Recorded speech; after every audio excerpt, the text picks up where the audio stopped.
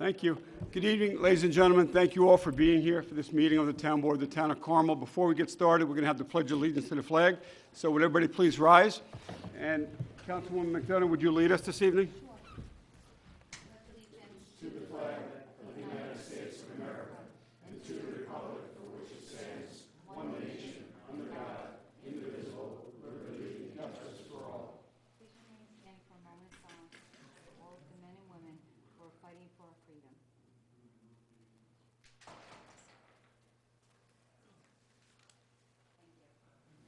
Okay, thanks, Sue. Okay, once again, good evening, ladies and gentlemen. Thank you for attending this meeting, and thank you all at home for watching this Town Board meeting. This is our second meeting of 2018, and it's a Town Board work session. And the date is Wednesday, January 10th, 2018, and we started the meeting with the Pledge of Allegiance to the flag. So for the record, all board members are present with us this evening, as is our town clerk, Ann Spofford, all the way down to my right. All the way down to my left is Greg Fulchetti. He's the town attorney. So I don't think we have any. And Jim Gilchrist is here with us tonight from Parks and Recreation. I see Mike Simone joined us tonight as well. So Mike and Jim, thanks for being here.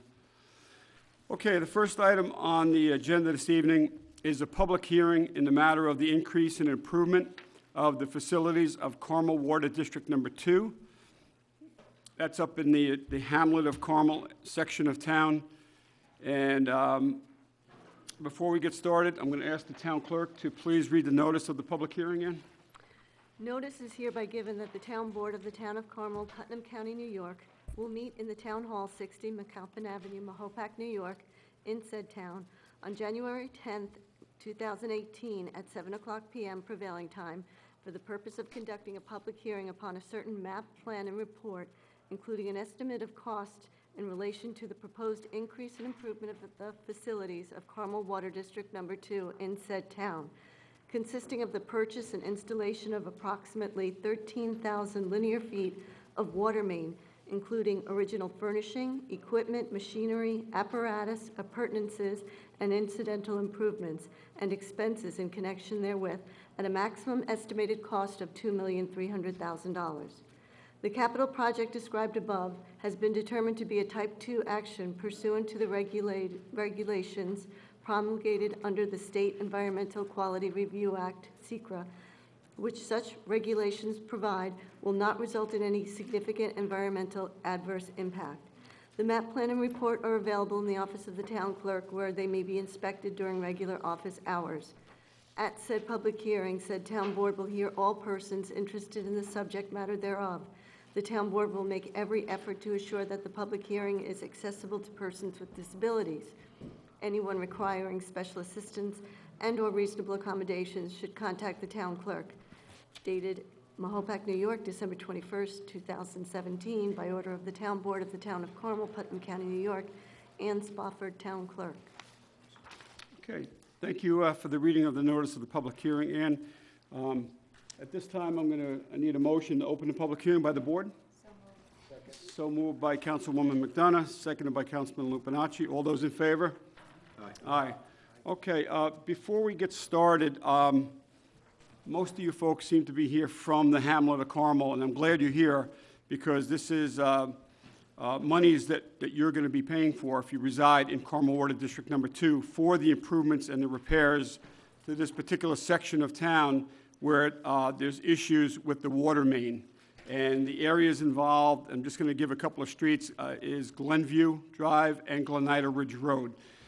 What precipitated this and why we're doing this is because we've received numerous calls from residents who reside in that particular section of the hamlet of Carmel, indicating that their water is discolored and in some cases dirty. And we had a gentleman come in, I'm not sure if he's here tonight, I believe he might be, actually brought a bottle of water in that he got from his tap. He has it with him tonight. Okay, thank you. All right.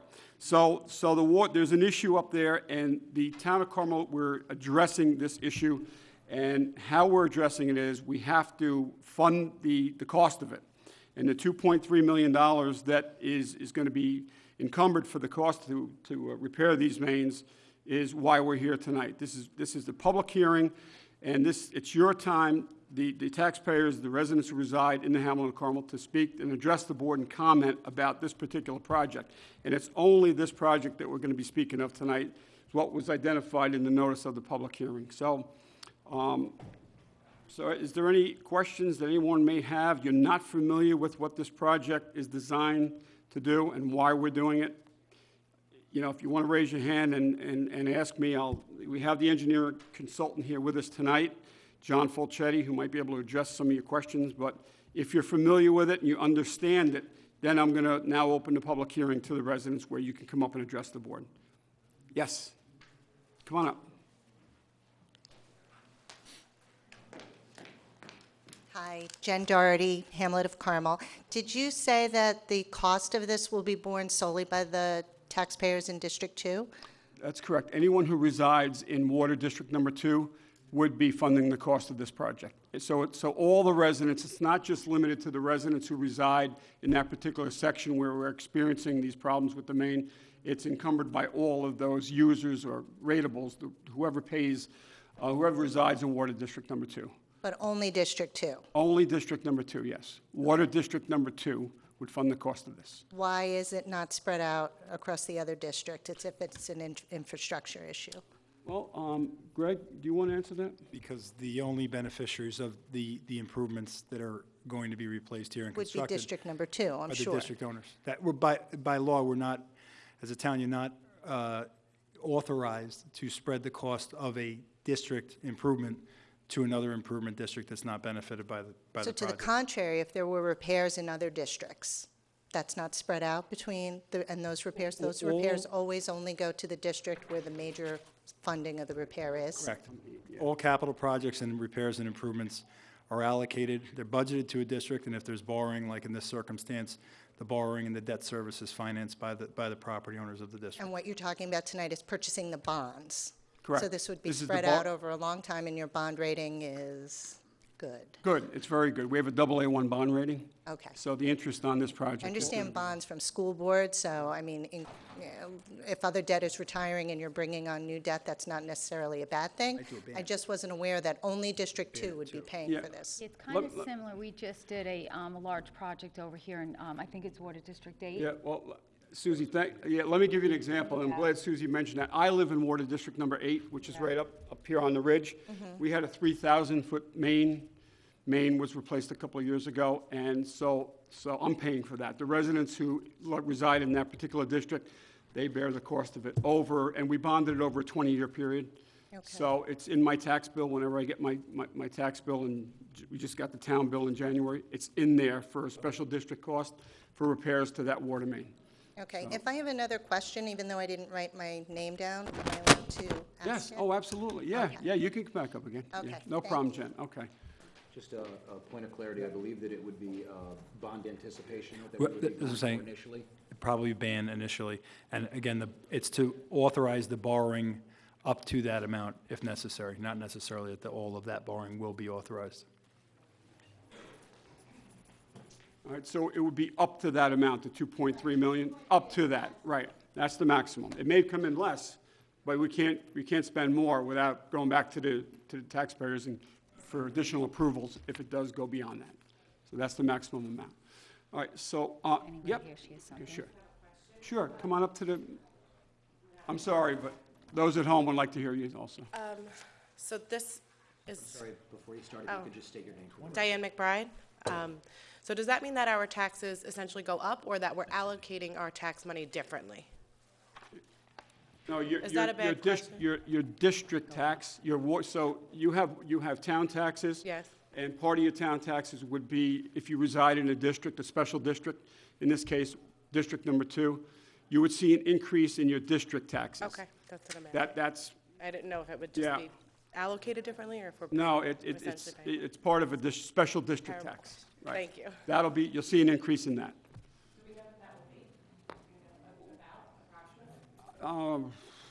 It would depend on It depend on total how many project cost users, and how many the years co- it goes across. Right, how much it is and how many users there are in the district. So it would be all calculated once the ban is actually approved. The comptroller would meet with bond counsel, and they would determine, the actual amount. And the town assessor would be involved in that also, coming up with that number.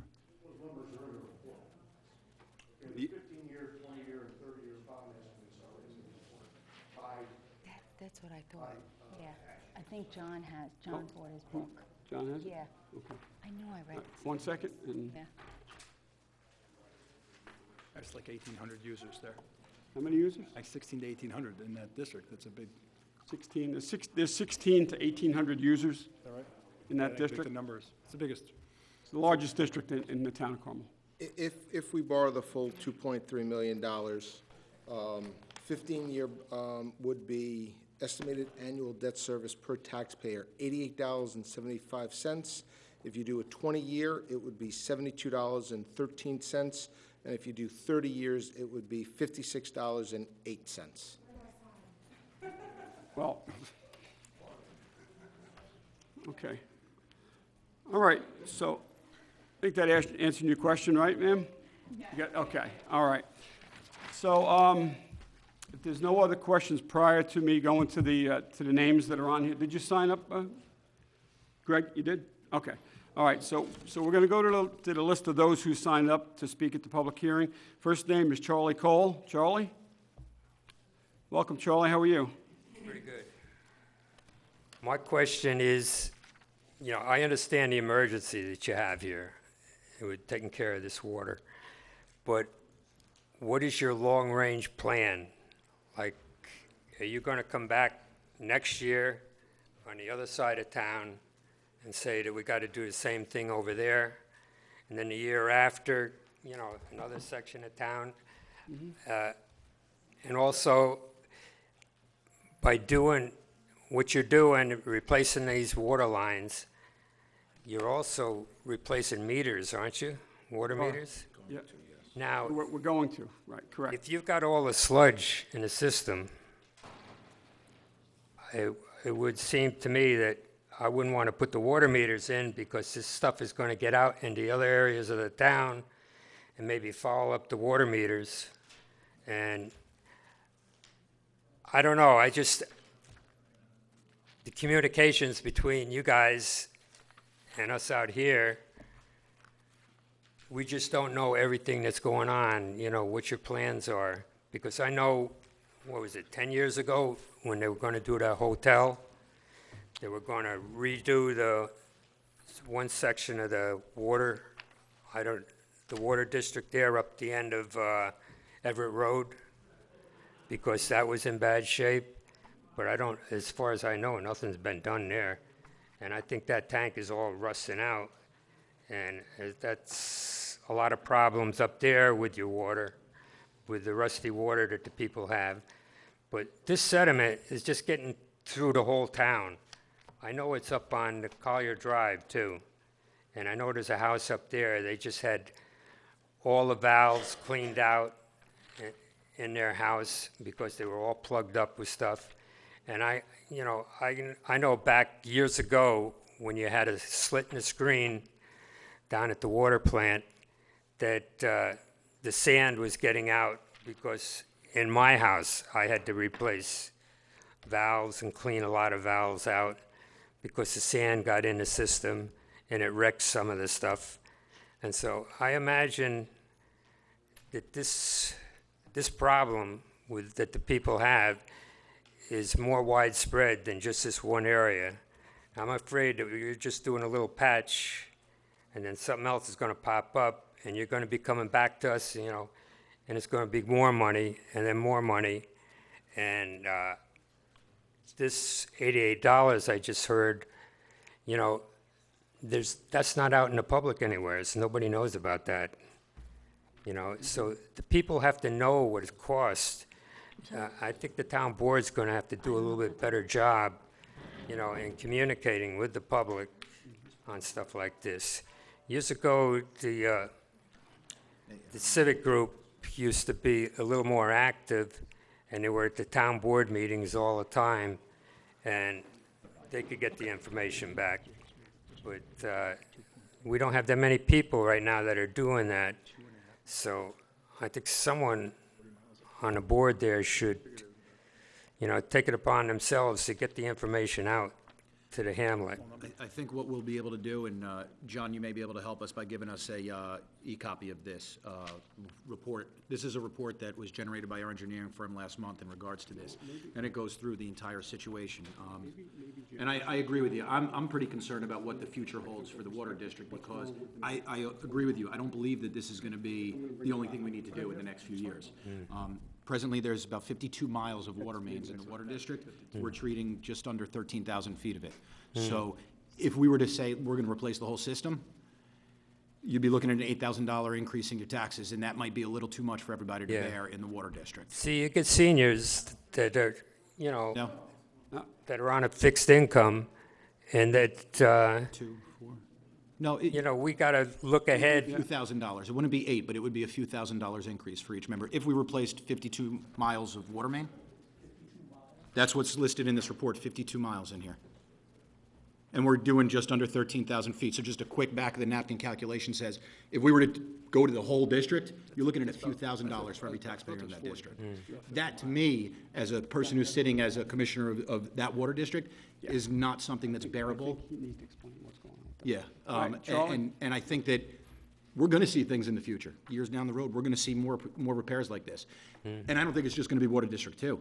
I think we're going to look at the water districts that's around the lake. I think we're going to see these infrastructure, I'm not going to say catastrophes, but repairs that are going to be needed over and over again. We're looking at infrastructure that's 50, 60 years old with pipes that are known to do this. So I share the exact same concerns, and I want to make sure that we're doing what's right for the residents who are going to be affected by it.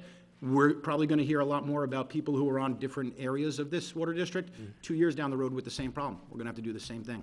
I know there's a problem over in Kelly Ridge, too. My daughter lives over there, so. Okay. And my water is black, my washing machine is. Charlie? You've raised some really valid, legitimate concerns, and we're going to make sure that, you know, we're going to communicate all of this out to the residents better than what has been done. I can tell you that, all right? And See- you're correct, you're correct. See, I have- Communication is very important. I have this thing in my mind that that the Hamlet of Carmel doesn't have any representation on the town board, because there's just, nobody here is from the Hamlet. And it's hard for the Hamlet to get somebody on the town board, because you got 2/3 of the people in Mahopac and 1/3 of the people up in the Hamlet. So my way of thinking is that we should have representation from the Hamlet. There should always be at least one person on the town board from the Hamlet, and maybe this information would get out better. It was just an idea I had. If I had the money, I would probably go see an attorney and try and sue the town in order to get representation. We'll put this on, like I said, like Councilman Schneider said, we'll put this on. This goes through the entire thing what Mr. Fulchetti did, the engineering consultant, and this will explain a lot of the information for you. So that will be available on the website for you. And as always, if you have any questions, you can always call the town board, town hall if you have any. But Susie, you know, you get people like me. You know, I'm 79 years old. I don't know the computer. I can't pick this up on a computer. Yeah. Yeah. So I Charlie, got to what rely on my granddaughter back Yeah, here. if to you take care. want, I can get you a copy. We can get you a copy of this, like a hard copy. Okay. Charlie, Okay. I Can I add think what, something on that, too, before he leaves? I want to add something before he leaves. okay. And I think what we're going to do, what I'm going to do now is I'm going to ask the engineering consultant to join us up here. John, if you would, please, to explain what the issue is with the main. I don't think that from a technical perspective, from an engineer, you may not have heard that. It might be in writing somewhere, but I think if it's explained to you from the engineering consultant, exactly what's going on here and why we have to, take this action. So, Charlie, if you don't mind, I'm going to have John. Yeah, I want John to say. Fulchetti. I want to say Mike, something to him yeah. first, and then, Okay. because I want John to address something I say to Okay. him. Do you realize how much money you've spent in repairs in the last 5 years in Water District 2, or Water District 2 in Carmel? I In don't have 5 years, no you've clue. spent $697,000 in emergency repairs. $697,000. all right? Something has to be done, it has to be fixed. To this young lady's statement, how much is it gonna cost me? $50, $70, $80? You're fixing 10% of your water district. 10%. It's built in the 50s and 60s. We're patching it, if you want more information from the town board. We're patching it, okay, which has to be done, but you're not getting a new water system. We're patching it. The water plant is as old as the distribution lines, okay? You have 3 filter trains. They alternate. The third one was added on 20 years ago. They're super antique. They have a 50-year life. They've reached their lifespan, okay? So you're going to spend more money in the future. This $2 million is going to resolve your problem with the water. That problem is going to pop up at your neighbor somewhere down the road. Okay, I want to make that perfectly clear. You brought up a rusty tank. From what I've spoken, to the people I've spoken to, you need a new holding tank and you need a bigger one because you have more people drawing in that district. And the proper place to put that tank is on land that was given away for a passive park years ago, according to the experts I spoke to that run your system. We're going to do the best we can. I'll answer for myself. I'm working right along with these guys, ladies and guys. We're going to do it as fast because I wouldn't want to drink that and I wouldn't want my children drinking that or showering in it. But do not think this is only going to cost you $50 to $80 a year. It's not. All right? You should really think about the whole picture as we do this section. But I'm not going to mislead anybody from the hamlet of Carmel that this is going to work for the entire district. This is going to fix the problem of that brown water and that brown water only. You have more problems down the road. Excuse me? Is there a long-term solution? The long-term solution is the engineer will tell you that the water plant is shot and you're going to have to build a new water plant. It's hard to refurbish a water plant that's there operating. You need water. There's a lot of people up there. So, you know, ideally you'd build a new one next to it. You have the room there.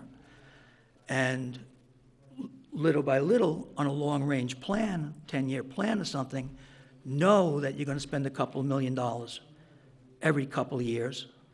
And in the end of 10 years, this is what it's going to cost you. And at least at the end of 10 years, you'll have a brand-new system. But what we're doing right now is taking care of the immediate problem. All right? I just want to make sure I got that out there. So, John, do you want to explain? Yeah. That was so pretty, I lost track of what I was supposed to say. So the long and short of this is there's been complaints over the years about the water in this area of the district. We embarked after a round of complaints in August and then a follow-on round of flushing, a more aggressive flushing program than we have embarked upon previously. We then embarked on a sampling round in conjunction with the county health department to sample, they're in the report, I forget, I think we did 7 or 8 different homes up on Glenview and Glenida Ridge. And it worked by and large for a couple of days, but then the samples went back and proved to be, again, in exceedance of the state MCL for iron, which is 0.3 milligrams per liter.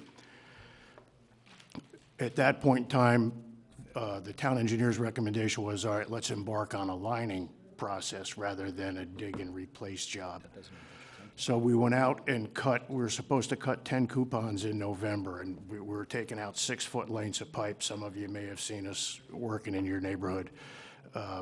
but the valving arrangements around the district are so bad that the areas that we were going to cut them in, we couldn't take all 10 without shutting down 40 or 50% of the system. So we reduced that scope to where we could get isolation on the mains without shutting down a whole lot of homes for the day. And we got a sample on Glenida Ridge Road, one on Collier Drive, and one on Tower Road, which is where we have the most record of complaints in the engineering department for those segments of the system. What we learned was that the sediment in the pipes, the sediment and the tuberculation in the pipes is so bad in some places that we can't guarantee that the flushing programs are going to continue to work. We would be flushing virtually every day, and I think all of you know from living in a district that when we flush, you have increased brown water issues until that part of the system settles out. But the recurrence this particular year, I think it was either the 5th or the 7th day after the flushing, was way, way shorter than any other interval we have had in the past, which led us to the conclusion here a month ago at the December 13th meeting where I addressed the board and said, we can't guarantee if we attempt the lining process and go through an entire design, regulatory approval, bid process to go to the lining route, I can't guarantee that we're going to be able to continue to deliver iron-free water to you up until such time as that bid and construction is commenced and completed. So the request was, okay, can we do it faster? Because even though the health department identifies iron as a non-health issue, it is clearly an aesthetic issue. And Mike, as Mr. Briley said, I wouldn't drink that and I wouldn't feed it to my children. So that's why we're here, because the immediate answer then is to attempt the construction now under some other declaration that doesn't require the standard design, bid, build process. It's not just a water drinking issue. Oh, I know. It's, As a matter of fact, my husband's cleaning out the flooded basement because we have to change our water filter once a month. And it gets so plugged that the water can't filtrate through it. So he came home from work to water flooding out. Our clothes are getting damaged, everything. right, all your utilities, right, the toilets, the washing machines, the dishwashers, everything, right. Which street are you on, ma'am? Which? Ridge Court, off of Glenview? Okay.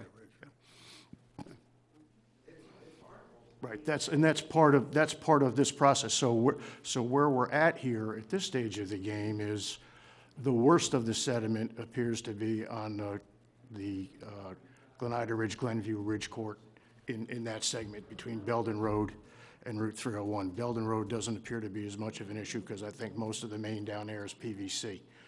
To go to the larger issue around a district, you know, some places we don't necessarily have this issue quite so badly as a deliverable through the pipe because the old transite mains don't build this kind of tuberculation inside of them, nor do the newer PVC mains, nor do the cement-lined iron mains. It's the unlined cast iron and unlined ductile iron pipes that have this growth in them. The plant does wash out some sediment due to its age. It's a diatomaceous earth plant, so it's an earthen filter, which I think Mr. Cole, somebody mentioned earlier that they got a lot of grit out of it a couple of years ago when the screen split, right? Well, that's it. It's the filter material got washed out of the plant and into the system. So it's kind of a double-edged issue here. Not only do we have the growth inside the pipes, we have the loss of the material out of the plant, and it's an inefficient operation, and it's old. John, can It's you? old. We all get old. It's old. Can you clarify, John? Because you said that there are a few different types of pipe that are installed throughout this entire district of the 52 miles. Do we have the inventory of the assets for where this specific type of pipe is located that's causing these large deposits of iron? Well, we know this particular segment. We know the segment up in the Collier area. the segment over in the Lindian Tower area, and now I'm learning that Everett and Kelly area, I did see a pipe repair from that area 2 weeks ago, I think, and it was pretty ugly. So based on that, I mean, my belief would be, as something that we do in the very near future, is start to do the same type of sample testing, start to look at doing the coupons in these areas as well, because I would say it's only a matter of years, at best, months more than likely, that we're gonna have residents from those sections of this water district coming up as well, with the same bottles of water, the same concerns. Given that, would you constitute this as an emergency? I personally would, I wouldn't allow my family to bathe in this water. I wouldn't wash my clothes in this water. I wouldn't prepare my food with this water. I see it as an emergency, but the Board of Health, from what they determined, it's not a health emergency. Not a health emergency, okay? I think that the board, as the Board of Water Commissioners for the town, has the ability to do that, to make that decision, right? It's not, according to Health Department and state law, it's not a health emergency, right? But there, you know, there's your. Proof is in the pudding, proof is in the water. I mean, Do we have a 5-year capital plan on this district? We do not. I have one developed, but we haven't adopted it.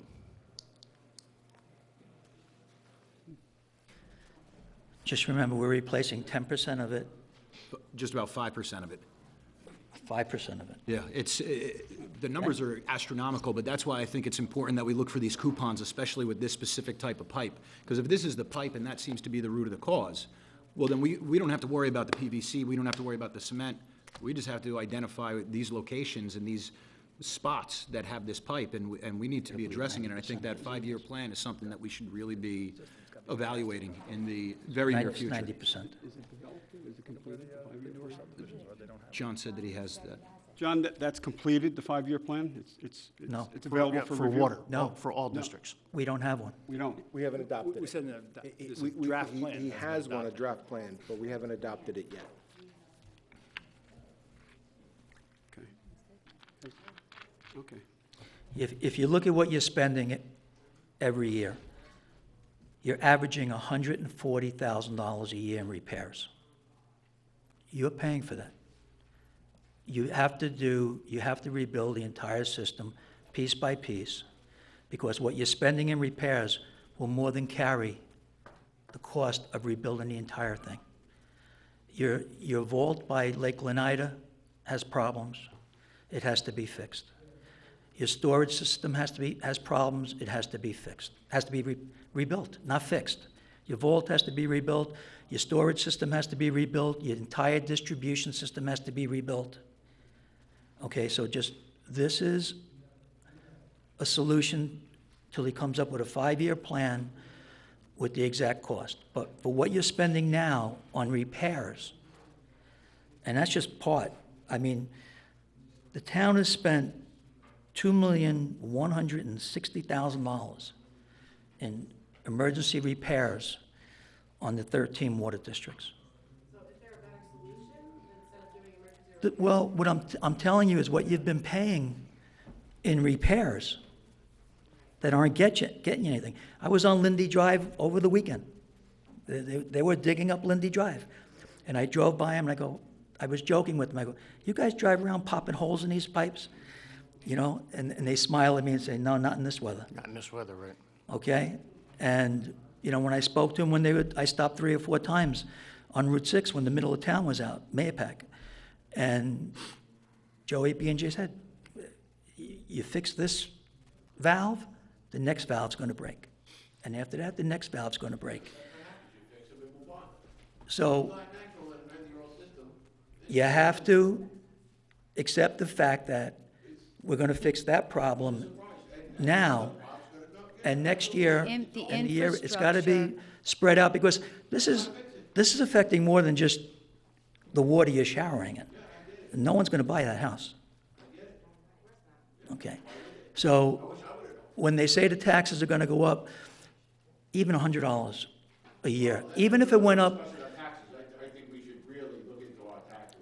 even if it went up 500 to 1,000, and I'm throwing a number out, crazy number, okay?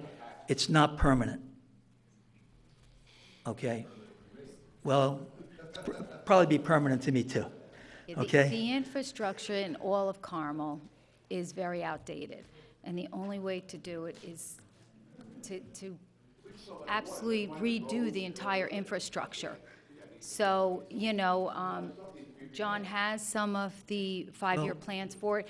The numbers are astronomical, but like Mr. Cole said, we need to get that information out there so you're not shell-shocked when we say, hey, listen, it may cost you guys $70 million to redo the entire water septic. At least you know, at least you have that. And, Mr. Cole is right to get that information out there, because there is information that is available, and we'll make sure that we do a better job for the Hamlet of Carmel and Mahopac, for everybody. Get the information out there that we know about the infrastructure with the numbers to it, so you guys are all informed. What Sue said is right. I mean, the town, we're spending over $400,000 a year in emergency repairs. You could update everything. And the cost of the bonds, right now, the money is still, when we bought the trucks 5 years ago, money was free almost. In my lifetime, what I've seen, it's still free at 1 and 2% and 2.25%. So my advice with the town board, and I'm quite sure they all agree with me, is take the free money now, because these times aren't going to stay like this. And do a 5-year plan, fix the system the right way. But I don't want you to leave this room thinking the $2 million you spend tonight is going to solve your problem. So if there's a 5-year plan. Ma'am, I'm sorry, if you're going to speak, can you please come up to the mic? Thank you. For the water, for the sewer, and then Yeah. the plant and the collection system together. Just identify yourself, please. Patty Vetterman from Richcourt. If you have a preliminary 5-year plan, why hasn't that been voted on?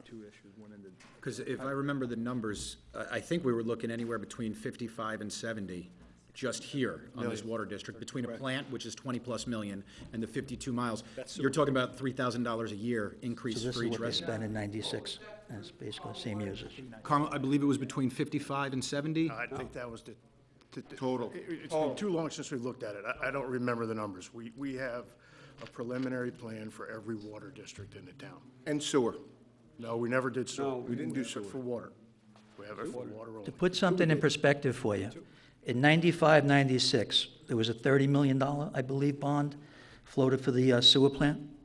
That was paid off couple years ago and last year. So time does go by quick.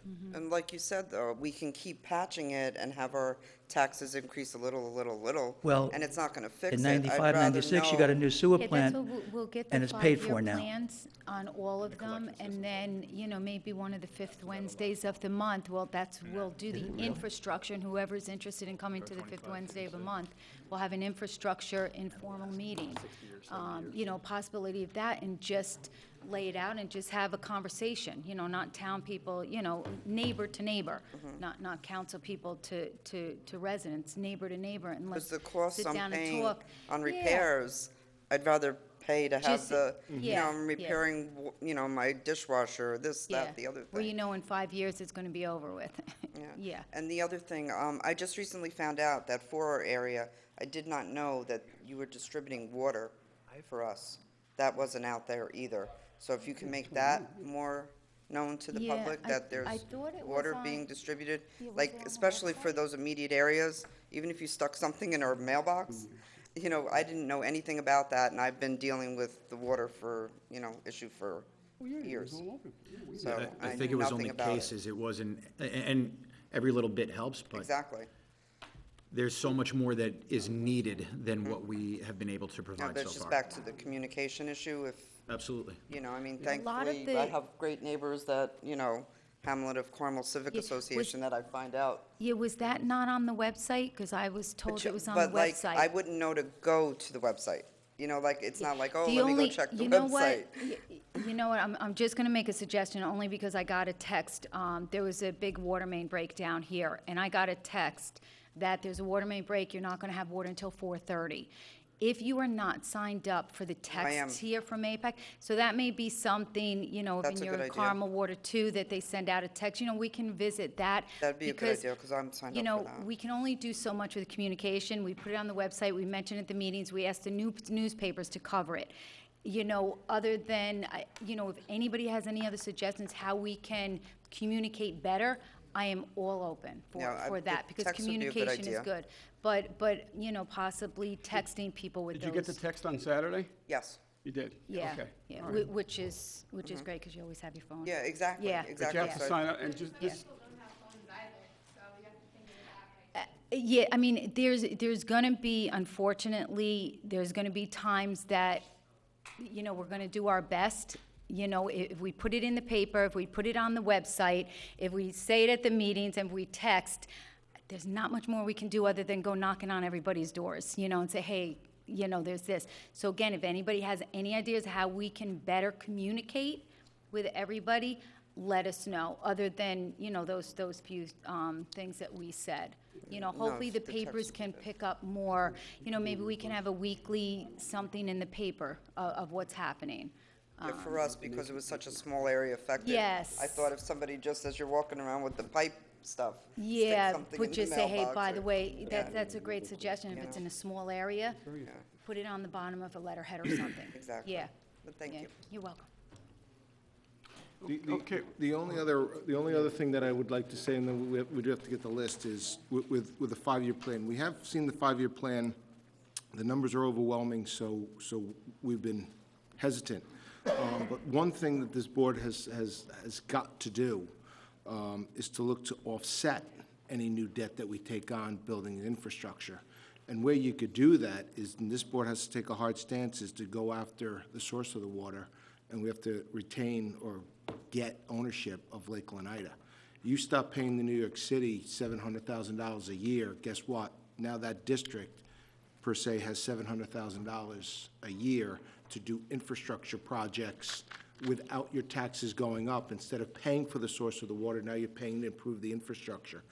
It's something that this board has got to take a look at, take a look at. I don't know how that works.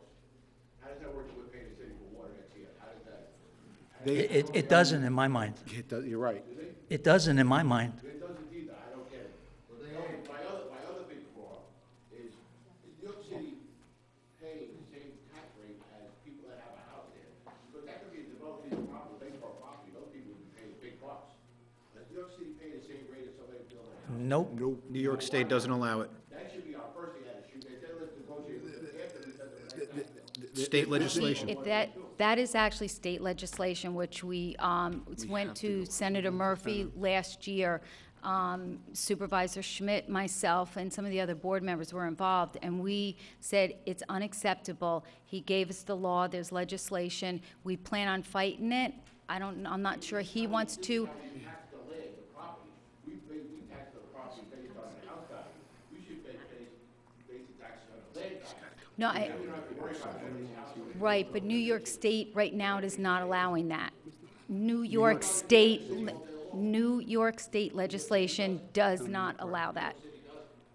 We have a lot of problems with New York City. That was one of the main reasons why I ran for this position, to deal with it. Okay? Yeah, I'll, that would be great. within a Yep. couple of weeks, I'm going to make several resolutions how to deal with New York City, and they could vote on it. Yeah, Absolutely. It's, yeah. We'll- they're It- not it's- paying. it's not fair Let's just say when they're we've not said paying their that. fair share. Yeah, Let's just say they're not paying their fair share. And I believe when Mr. Lupinite says we're paying about 700,000, I believe this year it's close to $1 million. Yeah, 770? okay. All right. Marion says this year's We're going gonna, to we're gonna go back to the list of those who signed up to speak. So, Charlie, Mr. Cole, were you finished? Were you finished speaking? I know I may have interrupted you, I apologize, but were you finished? Yeah, I just Yeah. wanted my daughter to speak. Okay, did she sign up, or no? Oh, she came in late. Okay, I'll call her up then. Yeah. I'll call her up to speak. Okay. Charlie's daughter, you want to come up now? I'm sorry. Sorry, I don't have your last name. Cindy Briley, you know who I am. Cindy Briley, yeah. okay, all right. I just wanted to say, I live on Kelly Ridge Road, and we've had broken pipes nonstop, up in our development. The water is disgusting. We have to buy bottled water, and I've been buying it for, say, the last 9 years. My washing machine is black inside, my dishwasher is black inside, and my house is one of the last built up on that neighborhood. All the rest of the houses were in the 50s and 60s. My house was built in 1999. And I have black crud in my pipes. I clean the pipes out myself as much as I possibly can. I have to put a new filter on my shower and a new filter head every single month. I get black gunk in my toilets every 3 days that I have to clean out. So it's not just the other neighborhood. Kelly Ridge is a mess. A lot of the people in our neighborhood don't say anything, they're so busy running to work and everything else, but I'm there and I see it, and I've lived in this town my entire life. So it's really gross, and you have to do something about it and fix it. Whatever the cost is, figure out that plan, because it's really horrible, especially for the taxes we pay, and I can't sell my house with my water the way it is right now. You have to look at the whole big picture. If you add up with the shower heads and the filters and the filter every month. And the water that I have to buy to drink and cook. And the water, And the rashes that my daughter and I get from even time to if time. at 100 a month, if you double it, that's, you have to look at the big picture. Yes. Over 5 years, you have to rebuild the whole system. And, like you say, all the pipes and everything are old, but my house has all the newer pipes, and I'm still getting all that stuff. And every time you do the flushings up in our neighborhood, with the fire hydrants, all the black sediment, the rocks, everything come in. I got to take everything off all of the sinks and take all the filters off and everything and redo everything every single time. And also, we don't get told in our neighborhood until after the flushing's been done, does a sign go up at the bottom of the road when they're finished. So I don't even know that my water's being shut off, where I could prevent half the stuff that goes on. We're not told in advance. Also, with a job this big, looking at a 5-year plan, it almost, I would think as a businessman, to look at one price for everything with the work spread over 5 years and go out to some big bidders that have the equipment to really knock this out and do it all and get it done at one time. Yep. Because you're just patching. And we will definitely get in touch with the operators, because it's not appropriate to not be forewarned when your water is going to be shut off. That'll be We done haven't been tomorrow. told in Yeah, no, several it's definitely years. something Yeah. that, if the sign's going up, it should go up previous. To be That'll be perfectly done honest, tomorrow, when John. we first became the Thank you. supervisor. That'll be done tomorrow. We used to get papers in our mailbox. Right. And there used to be a Right, yeah. sign at the bottom of the road when Ken first became the supervisor. And that's how That it should has be. not There been should be notice happening that's at given. all. Yeah. Yeah, thank you for bringing that to our And like attention. I said, our tank, When they're doing it's the never been flushing cleaned. The Everett Road tank. Yep, it So has so never Kelly, been cleaned. Kelly runs parallel to Everett Road, going up to the tank. Yep, Everett runs up to the tank, you're on Kelly, the, Everett's straight up. Yeah. And the tank's right at the top. It's all rusted on the outside. I can only imagine what the inside looks like. And I've been told by many people and people that used to be on the board and on the planning board, tell me, the tank's never been cleaned. when did we do the tank inspections, John? How long ago? Summer of 14. Was Everett Road included in the tank inspection? And do you have a copy of that report, or do you recall what how the report read? In 14? 3 years ago?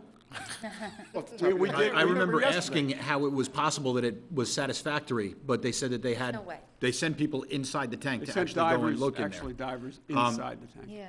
But that was one of the major concerns, because at that point, we did have a couple residents up there, too. from specifically up at that tower saying like, this can't be, it's impossible. right. Looking at the tank, looking at the pictures, looking at the outside, it seemed impossible, but the divers came back with a satisfactory report on it. You can't judge by the rust on the outside of the tank.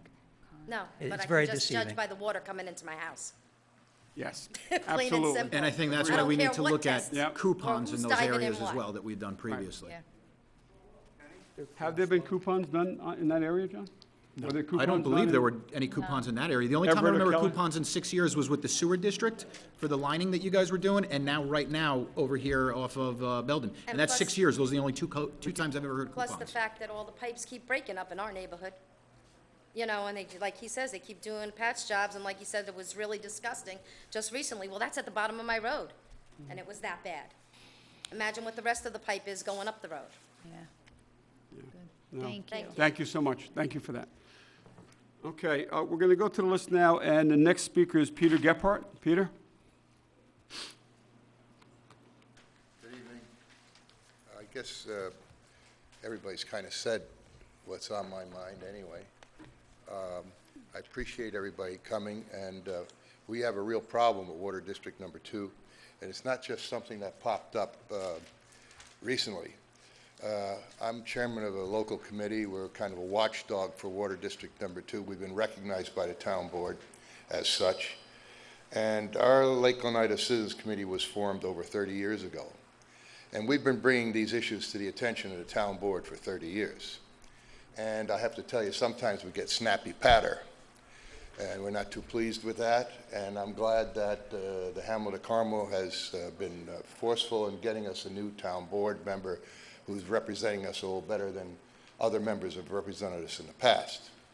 So I thank Hamlet folks for that. For sure, patching the system is not the solution. We don't only have a problem with the supply, with the quality of the water. We have a problem with the quantity of the water. We have a lake that services Water District Number 2. That's about 7/10 of a square mile. And I believe I have Mr. Fulchetti's report here that we've done an evaluation on, and it was very well done back in 2014. Because one of the alternatives was to take water from Lake Mayapack, which has a capacity of 2.86, 2.68 square miles. So it's about 4 times as large as Lake Oneida. There is a water plant in Mayapack that has a filtration capacity, roughly, I'm guessing, I've been told by the engineering department, of 250,000 gallons a day.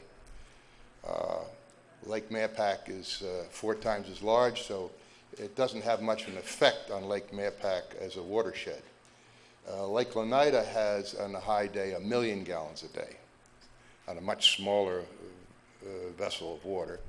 And as a result, what's happened is our lake, and we've been bringing it to the attention of the town engineering department over the years, and we've been told that, what's that big blue thing that I see when I ride into town? Or maybe your committee should do a rain dance. It's not like we like to hear, I tell you that. So we are down in Lake Oneida more than the 5 feet of water that New York City designed that lake to be at in case they needed water in an emergency back at the turn of the century.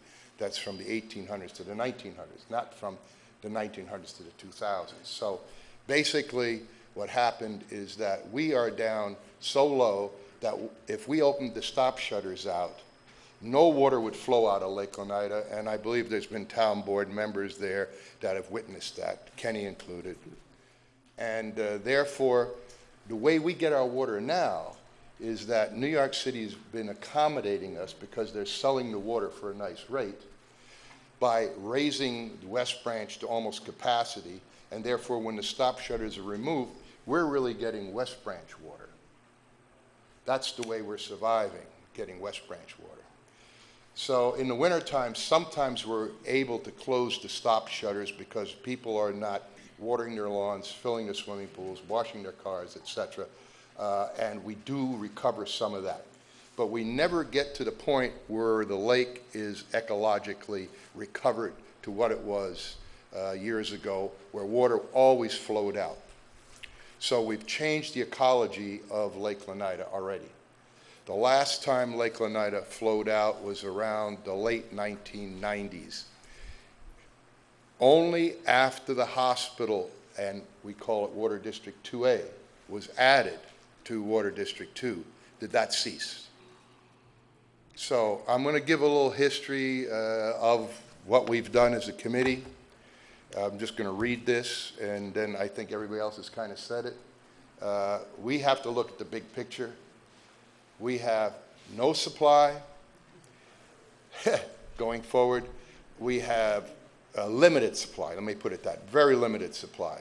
We're relying on New York City to backfeed, all right? We have got an obsolete filtration plant, according to Mr. Fulchetti's report of 2014.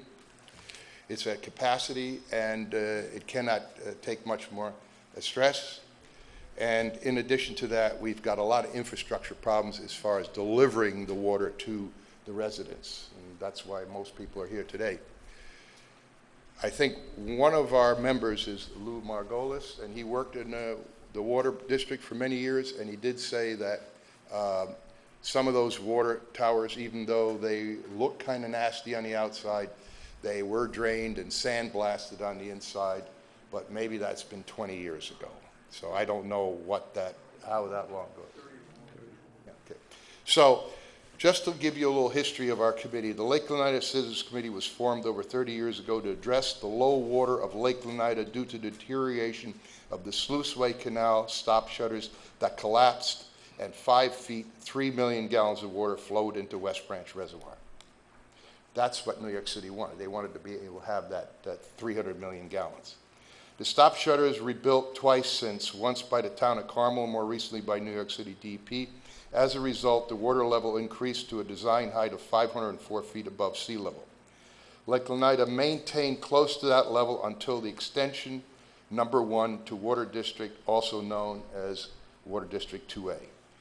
In 2002, it was estimated that Water District 2A, which by the way is to service the hospital, with a 1-foot diameter pipe, would draw about 68, this is from the engineer's report, draw about 68,500 gallons per day. In April 2003, the town controller's office gave the data reflecting 102,000 gallons per day. So right away they were off by 40%. In 10 years, that demand grew to over 310,000 gallons per day, according to the town controller's data for 2012. District 2 extension, number 1, also known as District 2A, now accounts for 30 to 40% of the demand on Lake Lenida for water, and the watershed cannot consistently generate that amount, as some days exceed 1 million gallons per day with a watershed of approximately 600,000 gallons per day. To augment demand, the stop shutters were routinely removed to allow West Branch water to flow into Lake Lenida when feasible. When a year like this year has been dry and there was little snowpack to supplement the lake watershed, as a result, the stop shutters have been removed and water is flowing in from West Branch due to its near to crest 502 feet above sea level water level.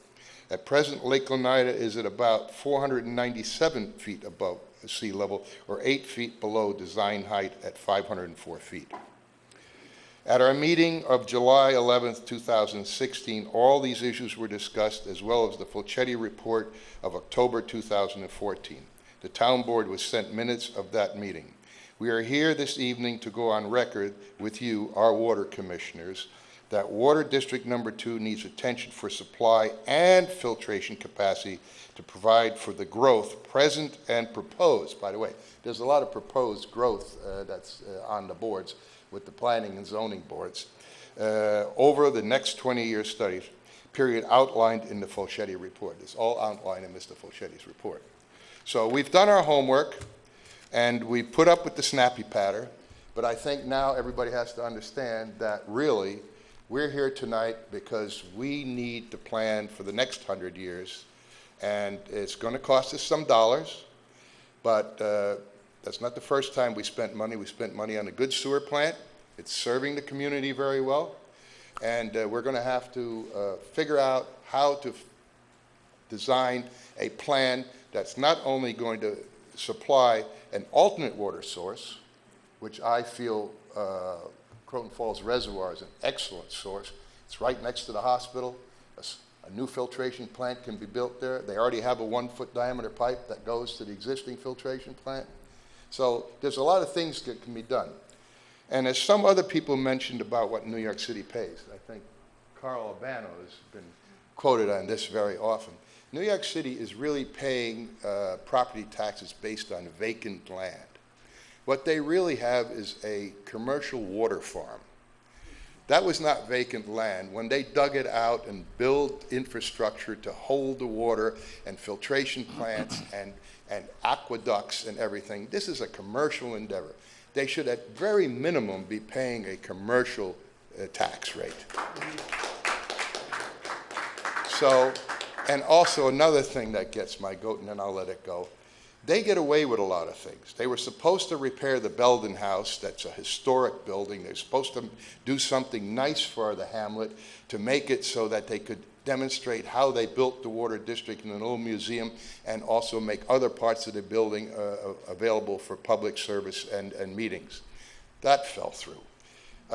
They also did a lot of engineering and design for building their new aqueduct to go up to upstate New York, and as a result, they brought trailers into their location there on Route 6 that were supposed to be there on a temporary basis. Now they've brought their personnel that work for their company, the DEP, and they've become office space, and they're still paying for vacant land. So I think that we need to really hold DEP accountable and let them pay their fair share of taxes. I think if they had to pay their fair share on Lake Oneida, what it's really worth, then they would give up Lake Oneida, because right now they're making a profit on Lake Oneida. They're making a profit. I have the figures. They pay a certain amount of taxes and they get a certain amount of revenue from the water. And back in 2014, they were roughly making $350,000 profit off of Lake Oneida every year. And over 10 years, that's $3.5 million. That starts us in the right direction. Thank you very much. I could address what you said. They're making about 500, a little more than 500,000. Now they're making 500, yeah, Yep. yeah. And they're in the reval, and for the last 25 years, I've harped about New York City. And being a spokesman, I believe, for the community, the hamlet of Carmel, I want to ask you a question. I'm just a volunteer. If you spent $700,000 for repairs in the last 5 years, and you're going to spend $2 million now for a patch, don't you think it's worth it for the town to spend $50,000 to $100,000 in Article 78, the city of New York, and bring them to the table in front of a Putnam County justice, a Putnam County Supreme Court, and stop the talk about we're trying to get them to come on board? City of Yonkers has been negotiating with New York City for 8 years. Couldn't get a response from them. They Article 78 them about 12 months ago. They're sitting at a negotiating table working out their problems. I was going to make a resolution together with several other resolutions this month to finally put our foot down with New York City, and the attorney would probably kick me under the table, and address all our problems at one time, because we're not the only community that's had these problems with the city. Well, the squeaky wheel gets the oil, so if you don't say anything, nothing's going to happen. We've been asking nicely for years. Obviously, it hasn't worked.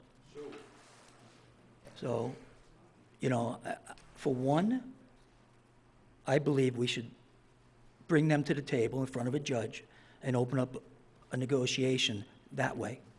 I think it'll get their attention a little better. Well, the one thing that... And for your statement of documenting the water level going down since the hospital came on, I agree with you on that too. I don't understand why they're not drawing from the reservoir, which is closer to them. But that I have to look into. But New York City, I could stay here for all night and go over with you what I think New York City owes us. And I'm glad you brought up the office buildings they have. Yes. Because I pay a lot of taxes on my office building. Right. And they have more room on their trailers.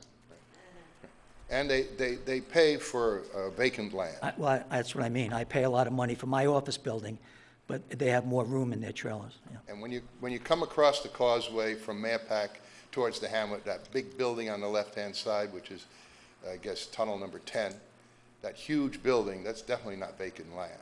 No. Yeah, yeah. Shaft 10, yeah. No, and Peter, they're true vacant land. They deed restrict that property as well. So they deed restrict it, and they pay less in property taxes because it is deed restricted.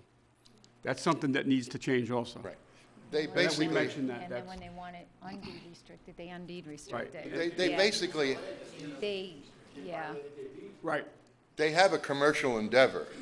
They're farming water and they're selling water. If they were giving water away, it'd be a different story. You have to force them to the table. They're not coming voluntarily. Agreed. Thank you very much. Yeah, thank you, Peter.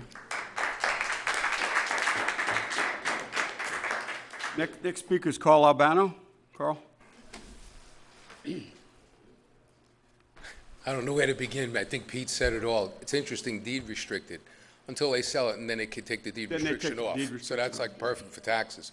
Interestingly enough, I mean, when you start with the New York City stuff, we buy that water, and for every 10 gallons, we give them about 9 gallons back, filtered at the highest standards. So I don't know where the credit is, because basically we just exchange the water, and it goes right back into the water system. The bottom line is, I think you said it all. We really have to do a study and look at this into the future, because in addition to the existing problems, there's tremendous amount potential for growth in the Hamlet of Carmel. We have condos, a lot of commercial properties, property by the hospital, so this is only going to get worse. I mean, at the very least, we got to address the metal pipes that are a serious issue right now, but I think we need a comprehensive plan to see where we're going for the next 5 or 10 years and try to put this together rather than do the Band-Aid approach. Yeah, 52 miles, and we're going to do less than 5%. It's a temporary fix. Yeah. And as far as Lake Oneida, we do need an alternate water source in the future. I mean, it's common, and I've been through moratoriums. You know, you're paying top dollar on your taxes saying you got this great land that has potential for growth. But I could see in the future where we're going to have more moratoriums, and we're going to be hindering some positive growth in the future. So please come up with a good plan. Thank you. We will. Okay, thanks, Carl. Okay, next speaker, Greg Elner.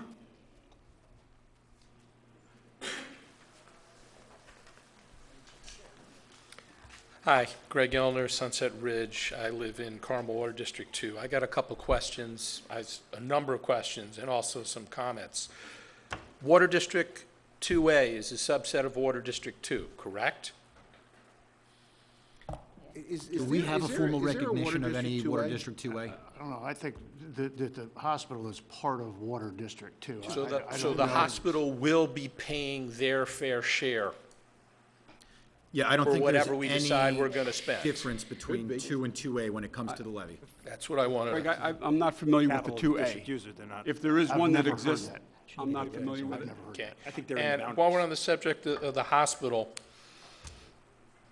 why did we want to bring service to the hospital through our existing system as opposed to having them go directly across the street, like it's done in many other places throughout the country, and have them pay for their own piping and hook up and go direct to New York City?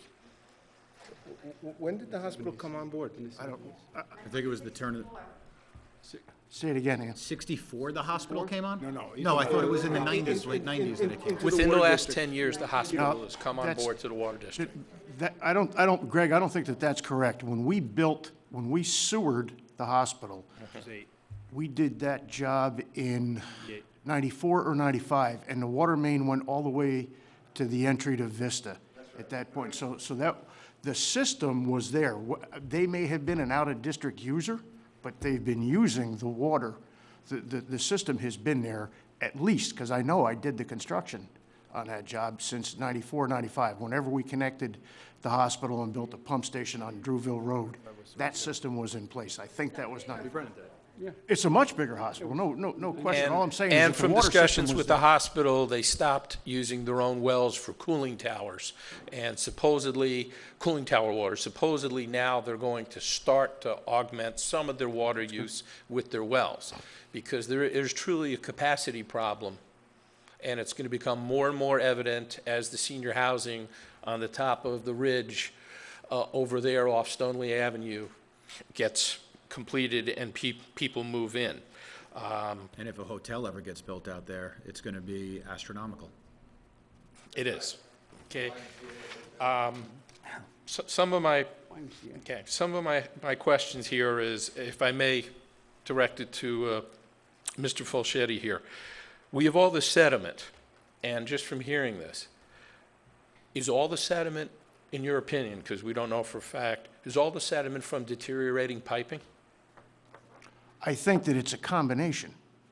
Okay. Okay, we routinely, the turbidity level in the finished water is measured at the where it exits the plant, right? Because we have to provide those reports for our water quality to the health department on a monthly And basis. just so you understand where I'm going with this, is I have a sneaky suspicion, just simply due to the age and being in the water and wastewater industry, that the water plant and the equipment there has long served its useful life and should have been replaced decades ago. So I think that we're compounding the problem that these poor people are suffering by we're giving sediment, which should be removed by the water treatment plant, is now entering the piping system. And in combination with that sediment, deteriorating piping. Because the other questions which I was going to have is, how good is the pH control, and do we have phosphate injection just as a Band-Aid till they can get their pipes replaced? Yes, and yes, they've been in existence for quite a while. And they have reasonable levels, Yes. so it would mitigate some it of does, the, but some of the it's- but piping. it's- Because basically it's- this pipe is rusting. Yes, absolutely. Okay, because I, for one, feel that we should take care of my neighbors immediately. However, I think that unless we address the plant at the same time, we're not really going to solve the problem, because we're allowing junk just to go through. And basically, you know, on that, I'm just going to go around the board, you know, Susie, why wouldn't we want to replace the water treatment plant in Water District 2 at this time? I've got to be honest with you. I think what we need to do is pretty much what you said. We have to address these people first, because it's no way to live like that. And from the bottom of my heart, I'm sorry. I feel so bad, okay? But we need to figure out exactly if the plant, if everything needs to be done, then let's get the prices together, okay? Let's find out the timeline. I think John was saying he does have a draft 5-year plan. Let's get it together. Let's get the information out to you Okay, people. I'm and not even figure it out. talking about a 5-year plan. I'm saying simultaneously, if we're going to I float know, a bond but for Greg, we have to 2.3. get, right, but what I'm saying is we have to get all that information. I am all for getting all of the information, the prices, bringing it to the people who's gonna pay it, and you guys tell me, do you wanna spend this money? Do you guys want a new plant? Do you guys want new piping? Let's sit down and talk about all of that. That's what I would like to do. And any other water district in the town of Carmel that has problems, we need to address also. Right, but Like I this said, public the- hearing's about Water District 2, and I Right. would appreciate if we could stay on topic, because where I'm going I here is... am on, But I Greg, am on it's topic, It's on Water Greg. District 2 for $2.3 million. Right. That's what the true public hearing is on. It's Water District 2 to 2.3. bond $2.3 million.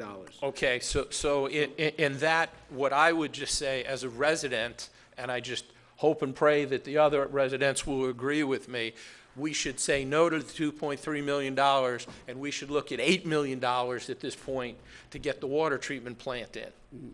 Okay, but then these Because- people need to understand, though, then you will not have clean water, and I'm just gonna say that, probably for another year, to 2 to 3 years. So, Why? No, I'm saying till the end of next year possibly. I don't know, that, he'll have to say that. But if you don't start the work immediately right now as an emergency, it's not gonna be started until the end of the summer of 2018, this year, okay? But what does So- that have to do with approving a bond now and starting their work immediately? But you I'm saying just said not to approve the bond. I'm just saying, you for said don't. 2.3, make it an Right. $8.5 million bond. Now, I just pulled that number Okay, out so of my now we have to head. go through the whole process again. We have to get all the information together, then we have to have another public hearing. You know, it's up to you guys. I mean, I am all for getting the whole package done, okay? So it's fixed once and for all. I'm all for that. But I want to make sure that the people in the interim have water not like that. And if it's going to wait another 3 to 4 months or whatever to get another public hearing, to get another bond, to get all the information together, you know, are you guys willing to wait? Okay, I mean, that's my. It's gonna take So- 3 so to 4 an- months? So to answer your question, Greg, yes, I am for the entire thing, for the entire ball. I want this fixed, and I want it fixed 110%.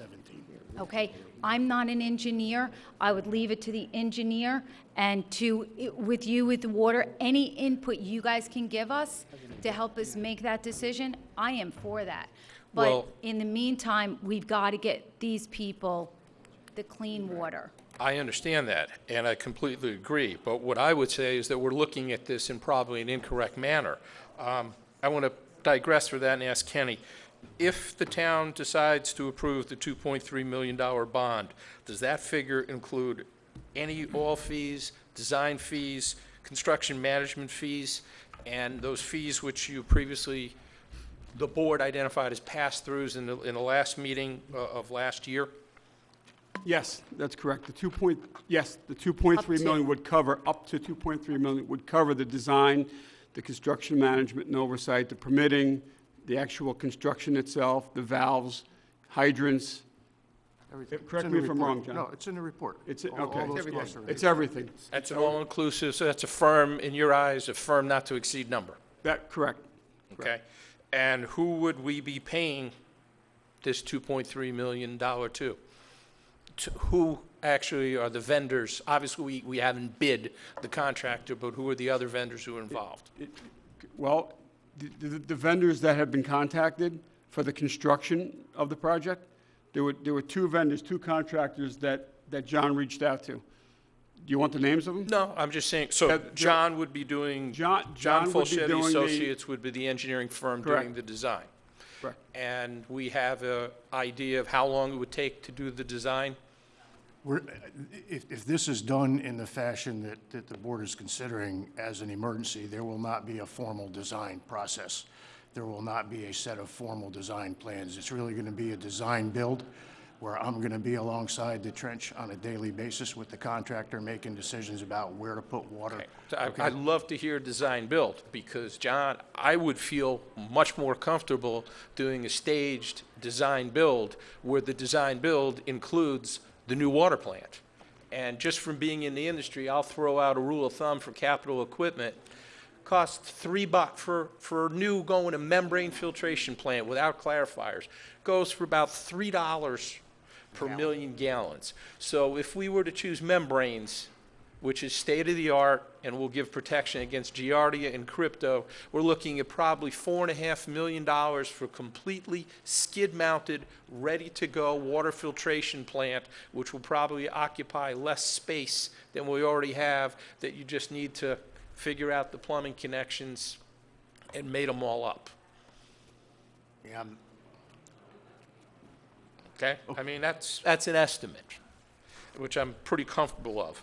You know, with all these contracts, like I say, with the design build, so if it's a design build, I'm gonna go to Mike, is the percentage fee basis for construction management and design services, how does that get figured? Is that included? Well, in this? that's something we thought about. Because in my world, a design build is the town's engineer comes up with the general concept. Which town engineer? We have two. Whoever the commissioners deem are the town engineer, okay? It seems that John is the expert, so let's, for our discussion here, let's say it's John Fulchetti's firm. You're right on that. Okay? John is So the- John then is the he expert. puts out the criteria to a contractor. And I'm talking the criteria, which is basically, and I'm oversimplifying, this many feet of pipe to be located between here and here. This is the size of pipe. This is the materials of the pipe. Then what would happen is contractors would come in with all their engineering services, and they would offer complete proposals, including their engineering, to do a whole turnkey job to the town. The town, along with their engineer, would evaluate which one of these is the best scenario for what we're trying to accomplish, including construction times and phases of the construction, and then you get it done. That's what if I was in charge and I was signing the checks, that's the way I would handle this project. Greg, can you give an estimate on the time frame that would take from, if that were the decision made today, to the time of completion for the project, just of the 12,600 linear feet of pipe? I would think it would take a few months to have somebody mobilized and ready to start putting pipe in the ground. But the truth of that matter is, it depends upon how busy a particular design build contractor, because that's usually a partnership between existing consulting engineering PE firms and contractors, and where they are located. Plus, the other thing which you have, which I don't know if everybody's realizing because it's so wonderfully warm outside, it's very, very difficult to work in these temperatures and also get down. 30 inches of frost. 30 inches. It Yeah. is. 30 inches of frost is. in the ground. Okay? And then we also have inspections. So this is not something, even if we sign the contract tomorrow, the mobilization time, et cetera, and I'm sorry, you don't want to hear this, but it's going to take a lot longer than you really think. It's not going to be. This is the real world. This is not an overnight thing. This is, okay?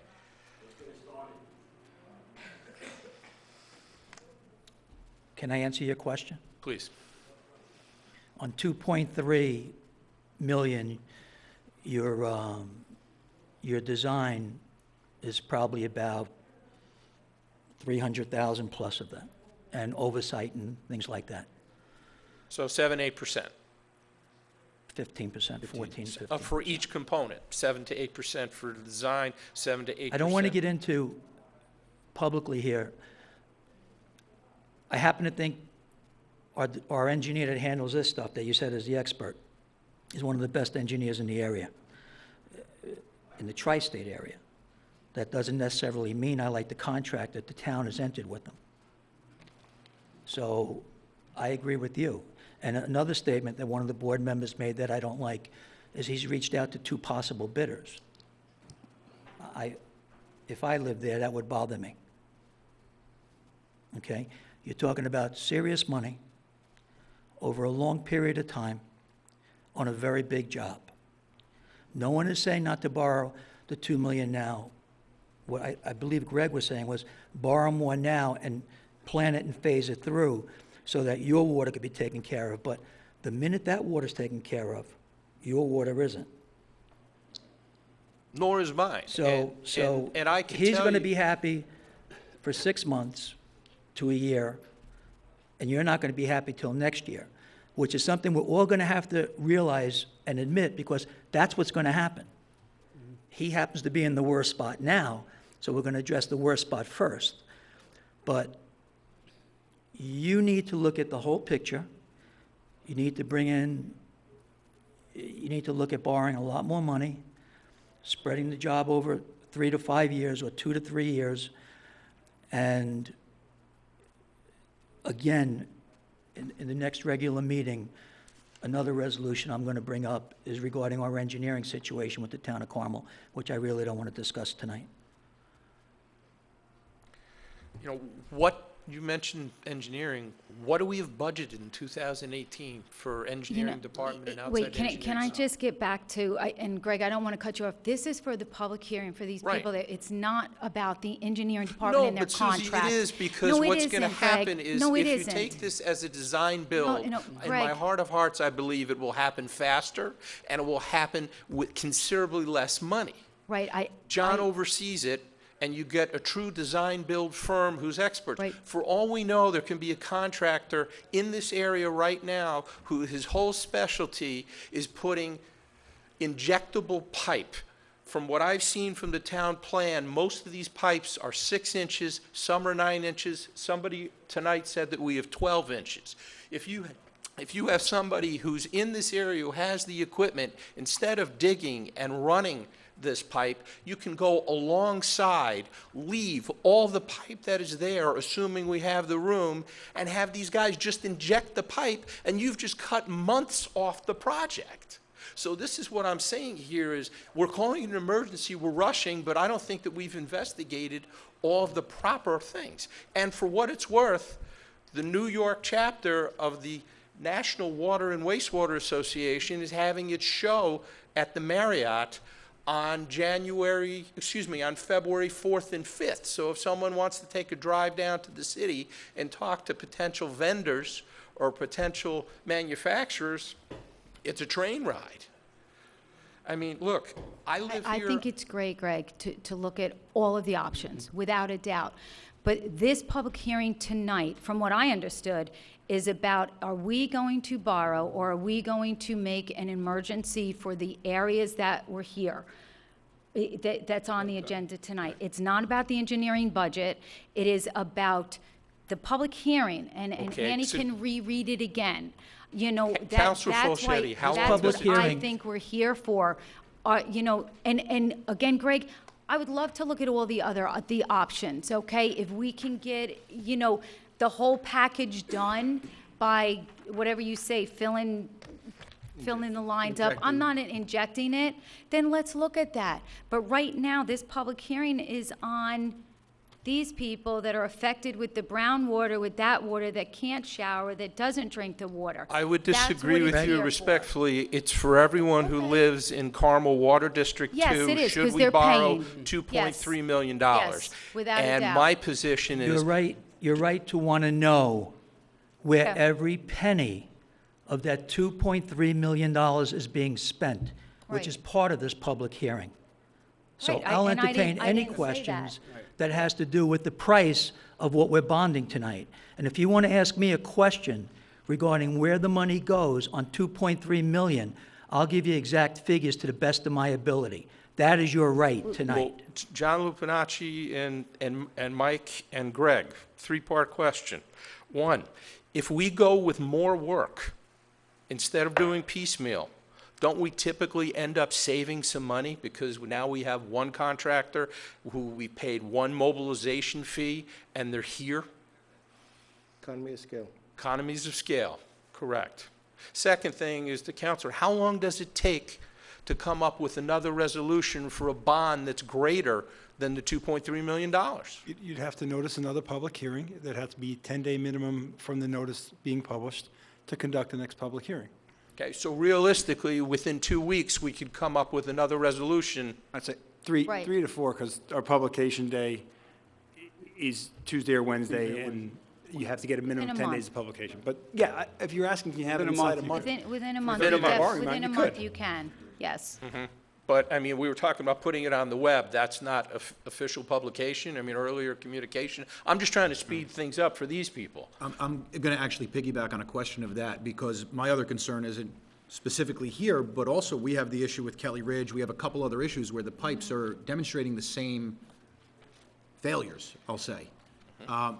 How long would it take us to get information on those areas as well? Because they should be included in there as well to do a replacement on the pipes that we already know have the existing infrastructure that's failing us presently for the residents who are here.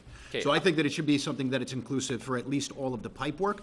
And I agree, we should definitely look at what the alternatives are for plants, because the number you just gave on 4.5 million is a third of what we were given 3 or 4 years ago. If there's a new technology that's going to cut the cost down to 30%, I am all for it, especially if we're looking at bonding out 2.3 million already. Why not? John, what Look at I doing can that. tell you is based on a phone call today with our company's sales reps in Texas in a competitive bid situation for a membrane-based, no clarifiers, water treatment system that handles 1.5 million gallons per day of peak flow. It was sold within the last 6 months for under $4.5 million. That's where I Does got that my include information from. installation cost at prevailing wage? That was just the equipment, Okay. okay? So, and you had mentioned this convention that's coming up shortly, Yeah, right down the road? It's a trade show. Yeah. I'm very interested in going to see, because it seems like there may be more solutions out there than just what we've been presented with in previous years, and it seems like there's new technologies that are coming out all the time. Well, I would say it's a different technology and it saves space, because I'm just thinking if you can use the same structure or put another aluminum building right next door to that structure, saves you lots and lots of money. So maybe just to go back to that question, and John, this might be for you, in regards to Kelly Ridge and the other areas that are affected with the same type of pipes. How long would it take to get a turnaround on that information to get an idea on what we would need to do for a new bond Well, we resolution? still have, the contract for cutting the coupons, it remains open. Yeah, can right? you I mean, please really, define a coupon? It's a segment of pipe, Greg. Thank okay? you. It's an actual segment of pipe removed from the system.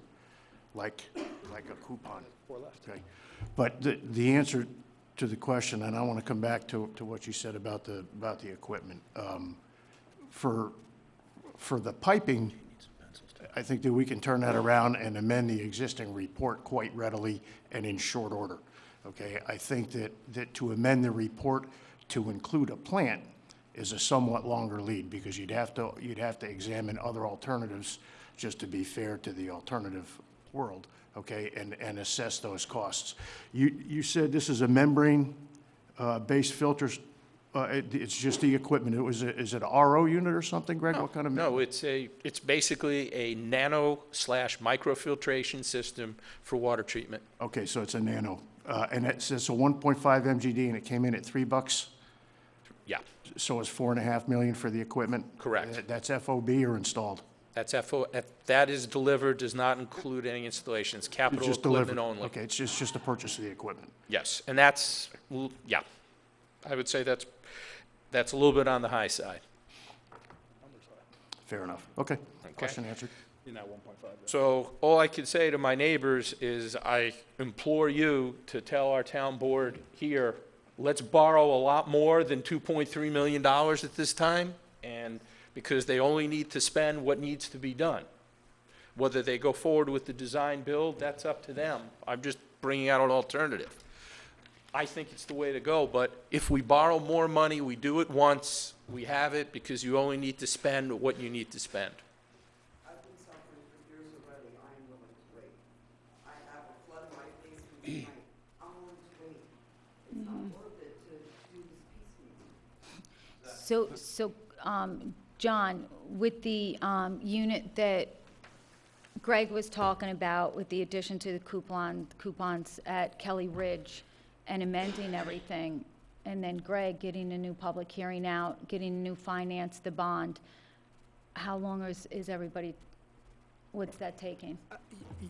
I guess it's a two-part question, because he's got to get information. Right, right now you have a map planner report, okay, and the map planner report is based upon a study of certain areas of the district. Right. That's going to have to be amended and filed with the clerk with the investigation of the additional area or areas that you're inclined to look at based upon the complaints of the users in the district.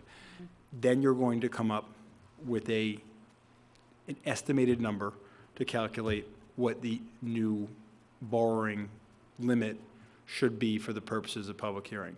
So you're going to cut more coupons, Right. you're going to amend the report, and then you're going to come back here sometime after that once the report is amended.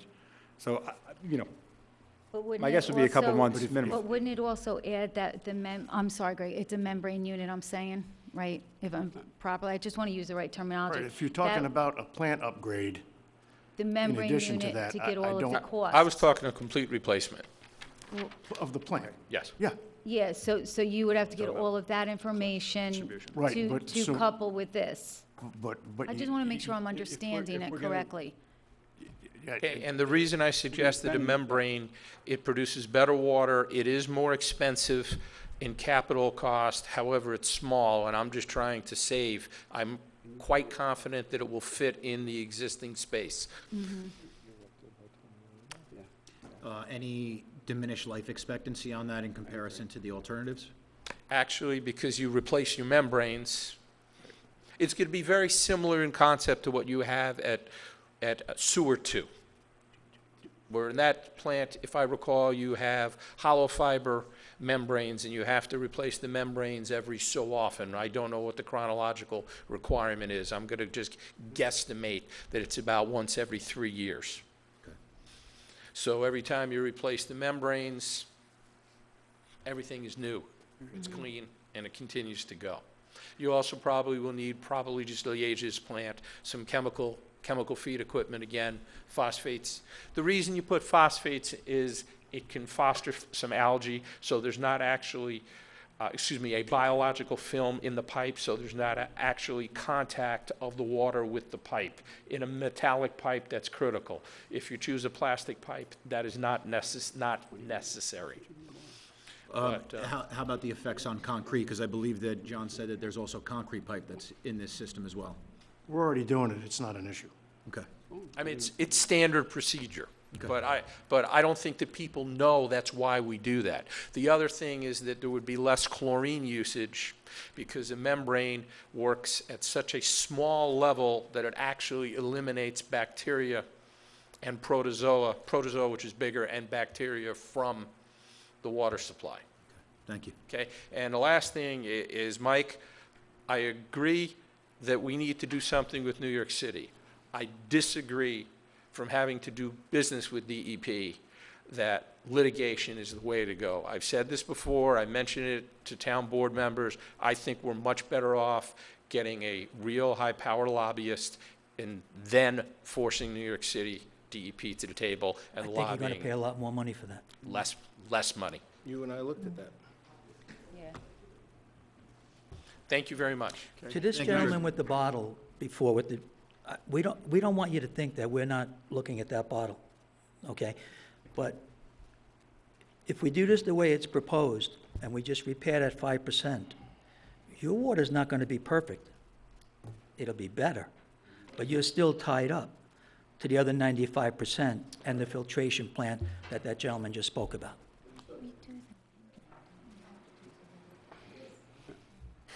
Okay, next speaker is Frank Gianca. Frank? It's going to be a new hookup into the existing pipes. We still have to redo these pipes. We got to redo Kelly Ridge pipes. Hi, Frank Gianca. Still have to redo those. Live on St. Michael's Terrace. It's all been said. I'm not going to, obviously can't get into the technical aspects that we just discussed. A couple of things, though.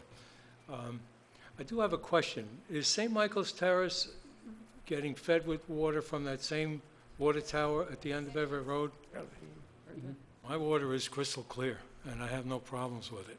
So I don't think it's the tower, it's the lines. It's those pipes, and I think John put it perfectly, which is the specific type of pipe in the specific areas.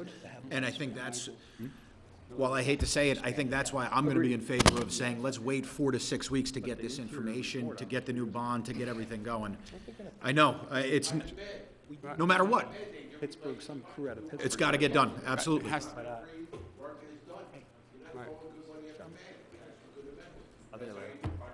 got a volunteer.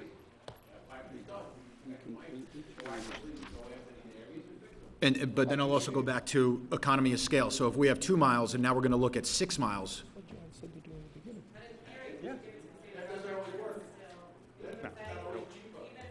oh, not always, but when you go to economy of scale, it helps to drop a rate down. So I'm excited to see, because I know with Kelly Ridge especially, we've heard issues. I think John identified 3 different locations, which included the area off of Belden Road. Those are just patches. Not only do we need to worry about pipe, we need to worry about a plant. We've heard about a plant for 5, 6 years now that I've been sitting on the board.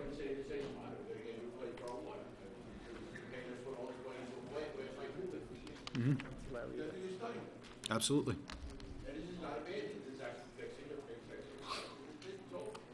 Yeah.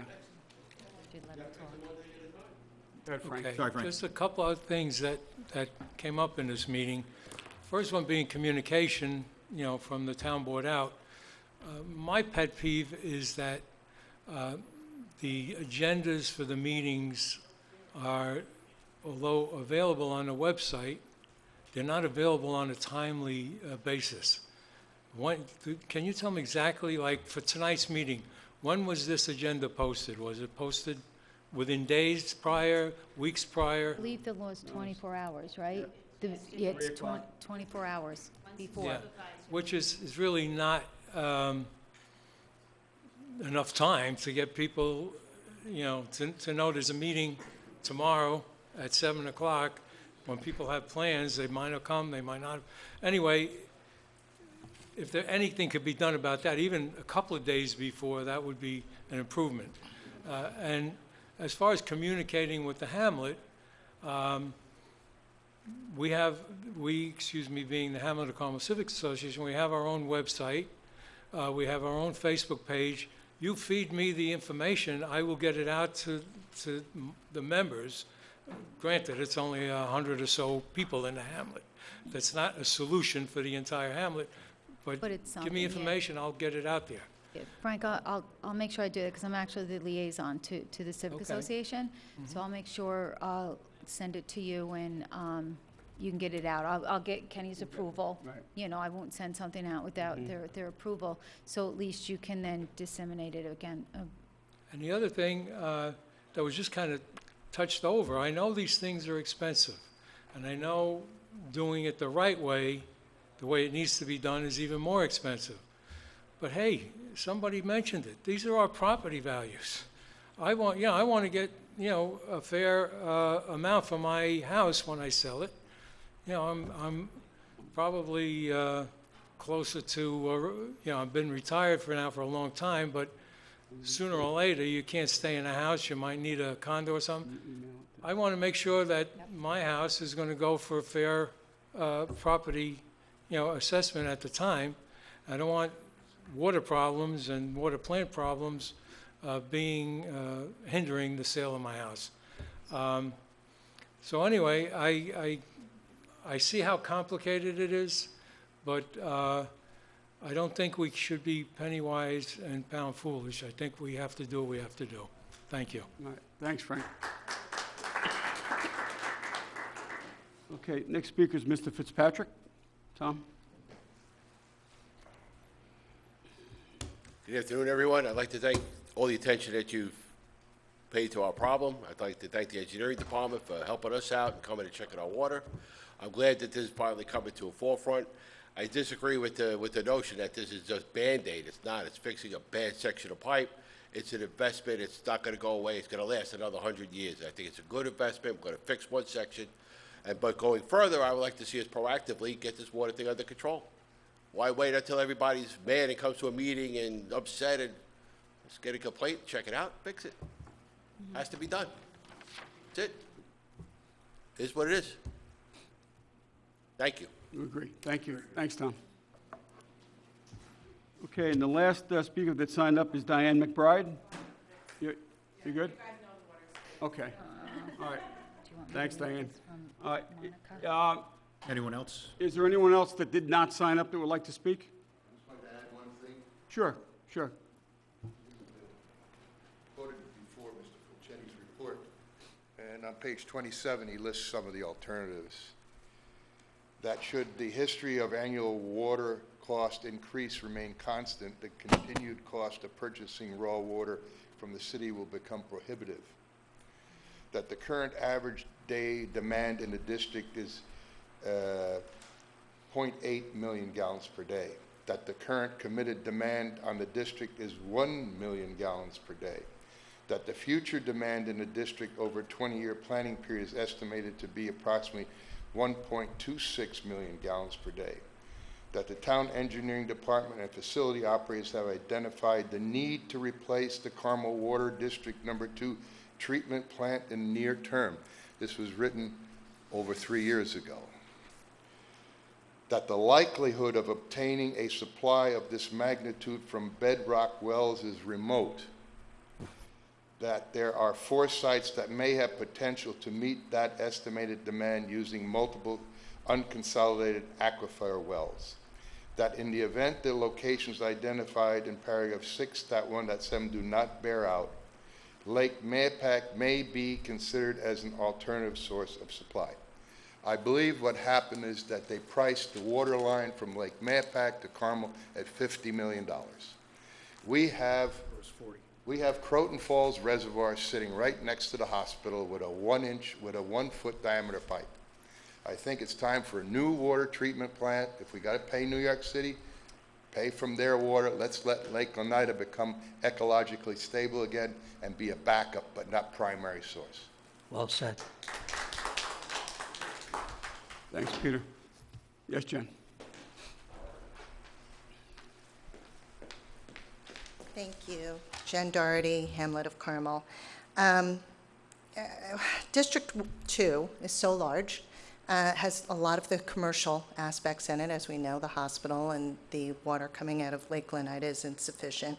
I know there's many other projects online there that may come in the next few years. I was never asked as a taxpayer about who may join District 2 and tax the infrastructure as much as it's been taxed now, and I doubt that as a taxpayer I'll be asked in the future who's going to be new coming onto it. So I'd ask you to do the expedient thing, and I think the fiscally responsible thing. And however we can make it a little bit easier for these people in the short term, possibly bringing up water trucks or something to help them, because that is a disgusting feature. I think it's much smarter to take the time and to regroup and to come back with a larger bond. And as everyone had said before me, there seem to be some other options out there that may be more reliable in the future and allow us to bring on some development that we know is on the foresight that you guys are all looking for, that I'd look for to reduce my taxes, but it doesn't do me any good if we bring in people to reduce my taxes if my infrastructure is failing. And we all know it is failing. And the people in the Hamlet of Carmel have been asking for infrastructure for a while. So I would appreciate it if you would regroup, come back with a larger bond. If you don't spend all the money, that's fine, but you have it. And I think that rather than push it through right now to take care of these people on an emergency basis, it doesn't seem right to spend $2.3 million on 13,000 feet when we could be spending, you know, maybe, I don't know, $8 million, right? But over 5 or 10 years. As a board member on the school district, I know how that gets bonded out. It seems much more fiscally responsible to look at the bigger issue and then to come back and to deal with the most critical parts first, possibly. Take care of these people in whatever way we can. I want my neighbors in District 2 to have clean water, not brown water, as I know all of you do. But it just doesn't seem fiscally responsible to spend $2.3 million to take care of 13,000 feet when we're all saying this is going to keep happening. So for more money that you can bond out at a lower rate because you've been responsible and your bond rating is high, it seems borrow the money now, come back with something that's bigger and better. Thank you. Thanks, Jen. Okay, is there anyone else that would like to come up and speak on this public hearing? Susie has one. Monica, I believe she lives on Glenview, sent me something she wanted me to read. It says, I told you it is my daughter's 16th birthday today, and I am unable to attend tonight's meeting. Please express from me and my neighbors and friends this project is emergency status and needs to happen ASAP. My family is living on bottled water. It takes 3 bottles to make a 10-cup pot of coffee. I make several each day. 8 bottles to boil pasta, 2 a day for my dogs. I could go on. I really never realized what a luxury it is to turn on the faucet and use what comes out. What comes out now smells like my pool, and I do not use it. It did kill my fish when I changed the water with tap water that Saturday overnight, and my kids won those fish right at the Mahopac Fair. Completely unacceptable. They were 5 years old and strong. Not even to brush teeth. I have to use it to shower, and I try not to think about what is going on me and my family each shower. Please encourage your fellow board members to get us very polite, non-confrontational public, the clean water we pay for and need. Thank you. Please read this at tonight's meeting. Sincerely, Monica Marcish. Yeah. Thank you. Yeah, so she asked me to read that. But before we close it, I'm just still a little bit confused. Can we, because I want to get you guys clean water, can we do can we ask to spend up to the 2.3 million now, so you can start the project, but then almost do it simultaneously, find out the information regarding the tank that Greg was talking about, as well as Kelly Ridge Road and all of that. So can we do it simultaneously? So it will be one big project, but at least we can start with these. Are we allowed to do that? I don't know who I'm asking, both of you, I guess. From a legal perspective, if you want to authorize the borrowing tonight, you're going to consider those resolutions when the public hearing closes. Whether they pass or not is going to be up to the vote of the board. If you're asking if you can authorize further study, because what you're talking about requires further investigation and study in the other regions of the district, in the distribution system, a facility study for the treatment plant, you can authorize that to be done at your discretion. I think you need to know an idea of the scope of how widely you want to do it. The plant is a fairly straightforward thing, and it's something that the board has had on their radar for upgrade or replacement here for at least 4 or 5 years, to the best of my recollection. But if it's a district-wide replacement of the pipe, if you're going to replace 90% of the pipe in a district that's not PVC or concrete, for whatever the case may be, that's a fairly detailed and lengthy study. So you're authorized to do that. You're going to have to figure out what scope that is and how you want to move forward, but that's entirely within your discretion as a study. And then you'll figure out what the estimated numbers are, and you're going to borrow one way or the other. The district's going to borrow. I have one. Are you done? Can I have a question? But I'll Yeah, do no, that when go you're ahead. done. Yeah. John, what's the true feasibility of, if we pass this, breaking the ground, as early as we can with, and listen, just for the public knowledge, Mr. Fulchetti actually recommended to this board, since you first came in, to do exactly what you're saying, to do a full scope, to look at it. But the board collectively started to say we have to do something for this one leg, and the goal was to try to do it as soon as possible and even work through the winter, as we design it to go forth to get this, to remedy this leg of it. But with the cold weather that when we were always talking about, last year wasn't that cold, but this year we're in cold. I mean, could we start breaking the ground next week, or would we be looking at, say, March or April per se? No, I think that we can use, I don't know if you remember when we did Water 8, we had the trenching machine, ground the rock, turn the rock into powder. That'll cut the frost. It'll cut it neatly. I would be very, very concerned if the approach to this was going to be with a conventional excavator. It would be difficult. We would have, it's just hard to break frost, okay? And when you break it, it comes out in various size chunks that tear up asphalt and cost more. But with the trenching equipment, you end up with a nice, neat, even cut. And my belief is that Vermeer equipment will work in this frost right now. How about connecting to the houses, the digging and again? You would use a smaller piece of equipment, but you would do it the same way. And the long and short of how this, as we look at sequencing this project, the thought process has been that we would do the Glenida Ridge to Glenview to 301 stretch. Then we'd have to go, and you have to lay the pipe. You have to run through all the pressure testing, all the disinfection testing, get the county approval, post-disinfection testing, before you can even start making service connections.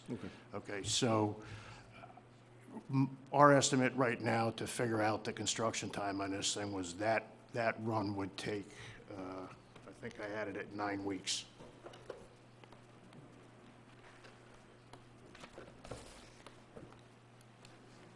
Section 1, 45 workdays, 9 weeks. What was that again? Say it again? No, what was your answer on that?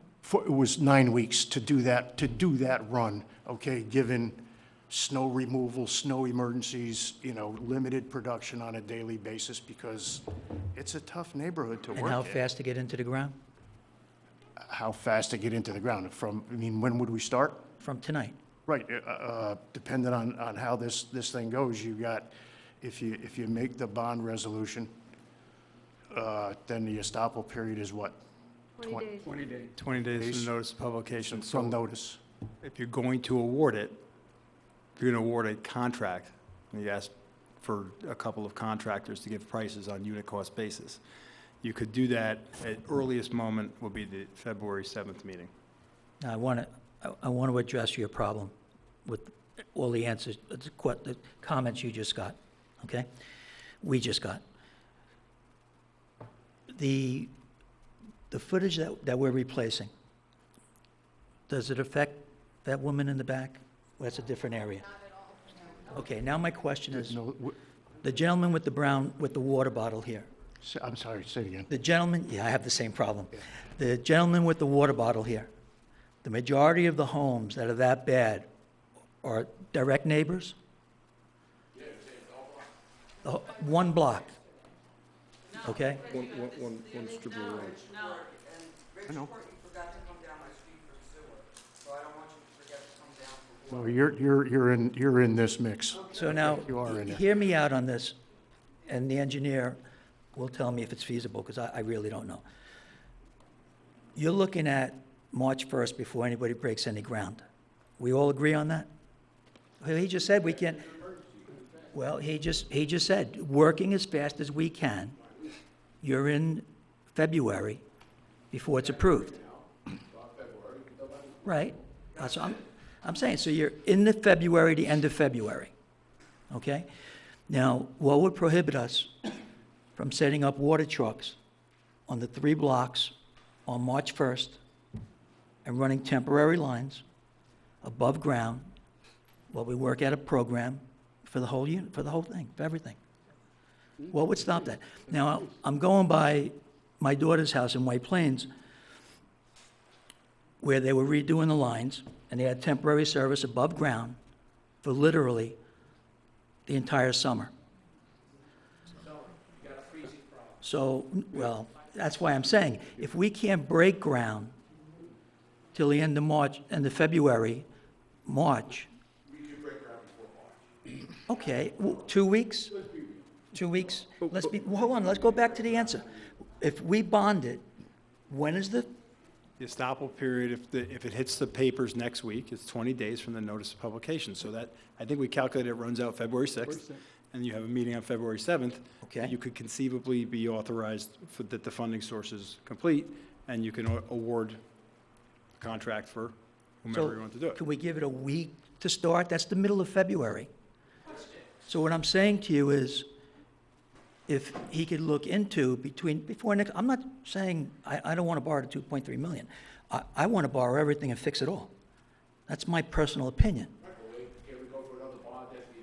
It's easier. It's not easier for me.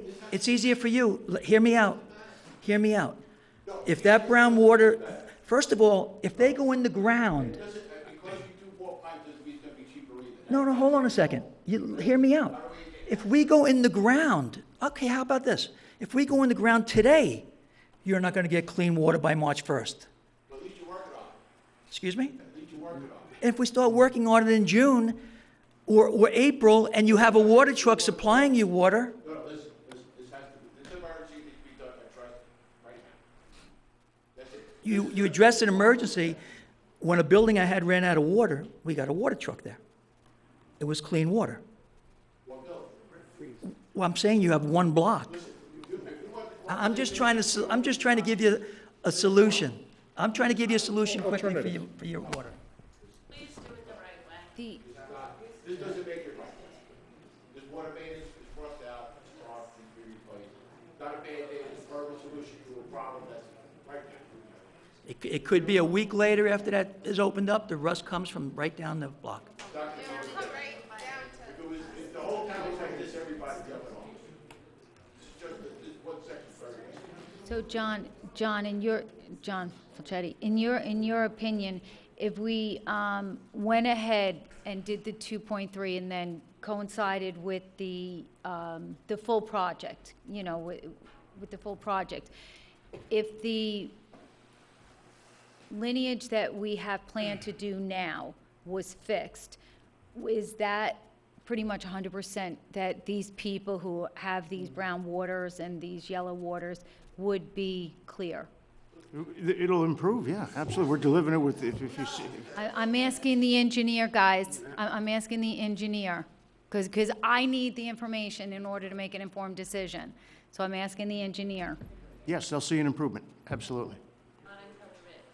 Okay, I'm saying on the people here that we have here in this block, which would include, it does not include Kelly Ridge. No. I'm saying the people that, the $2.3 million, the roads with the $2.3 million, I asked the engineer, if it was done, would they see the improvement of it while we worked on Kelly Ridge and the whole gamut, because everything has to be fixed. We all know it up here, you all know it. That's not a debate, that's not even an argument. Everything has to be fixed. okay? I am trying to get these poor people that's been living like this, okay, fixed, as well as getting you guys fixed, as well as getting everything fixed. That's what I'm trying to do. And I just want to make sure that if we do fix that area, that they're going to get the clean water. Yes. Okay, thank you. Because if your source, if the plant is putting out water with sediment, you're still gonna get sediment. You're gonna get some. You're not, when you look inside the pipes that we cut out, they are full. Okay? Come on up to the mic. Yeah. Right, they have it now. Patty Vetterman again, Ridge Court, in the immediate area that's being affected. We've been dealing with this for years. Like I said, I have a flood in my house right now. My laundry's been damaged. I've had to replace, dishwashers, washer, dryers, everything. Well, not the dryer, but the washer, everything. I am willing to wait because it's not going to be 100% better. Ma'am, you have to address. No, but I'm just, Public hearing, you have to address the Okay. board. Please don't. okay. It's not going to be 100% better, your water, because you are going to get the sediment coming from the source. We're still going to have the problem. And you still have sections that you're not going to be fixing, so who's to say that's not going to start corroding, and then we're going to still have it. We're still going to have the problem. I, as somebody on Ridge Court that's been dealing with this for years, who, like I said, again, flood in my basement right now, I am willing to wait. We're going to waste the money doing it this way. Let's take out a bigger bond, get a better rate, better interest rate, and let's do it the right way. The rate won't change, but John, maybe you could give us an idea.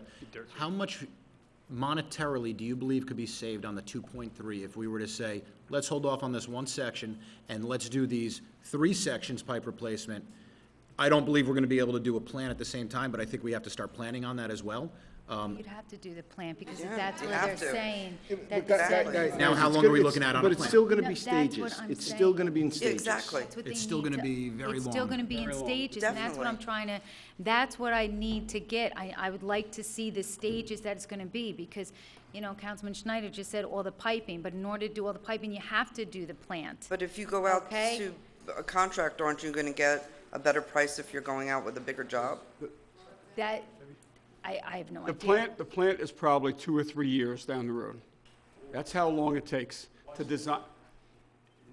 It just, they don't get built that fast, Greg. They just don't. By the time you get it, you bid it, you design it, you bid it, so Greg said, like, wait, What- Greg, what's- I just need to, John asked you a question about the savings with the 2.3 million versus the whatever millions.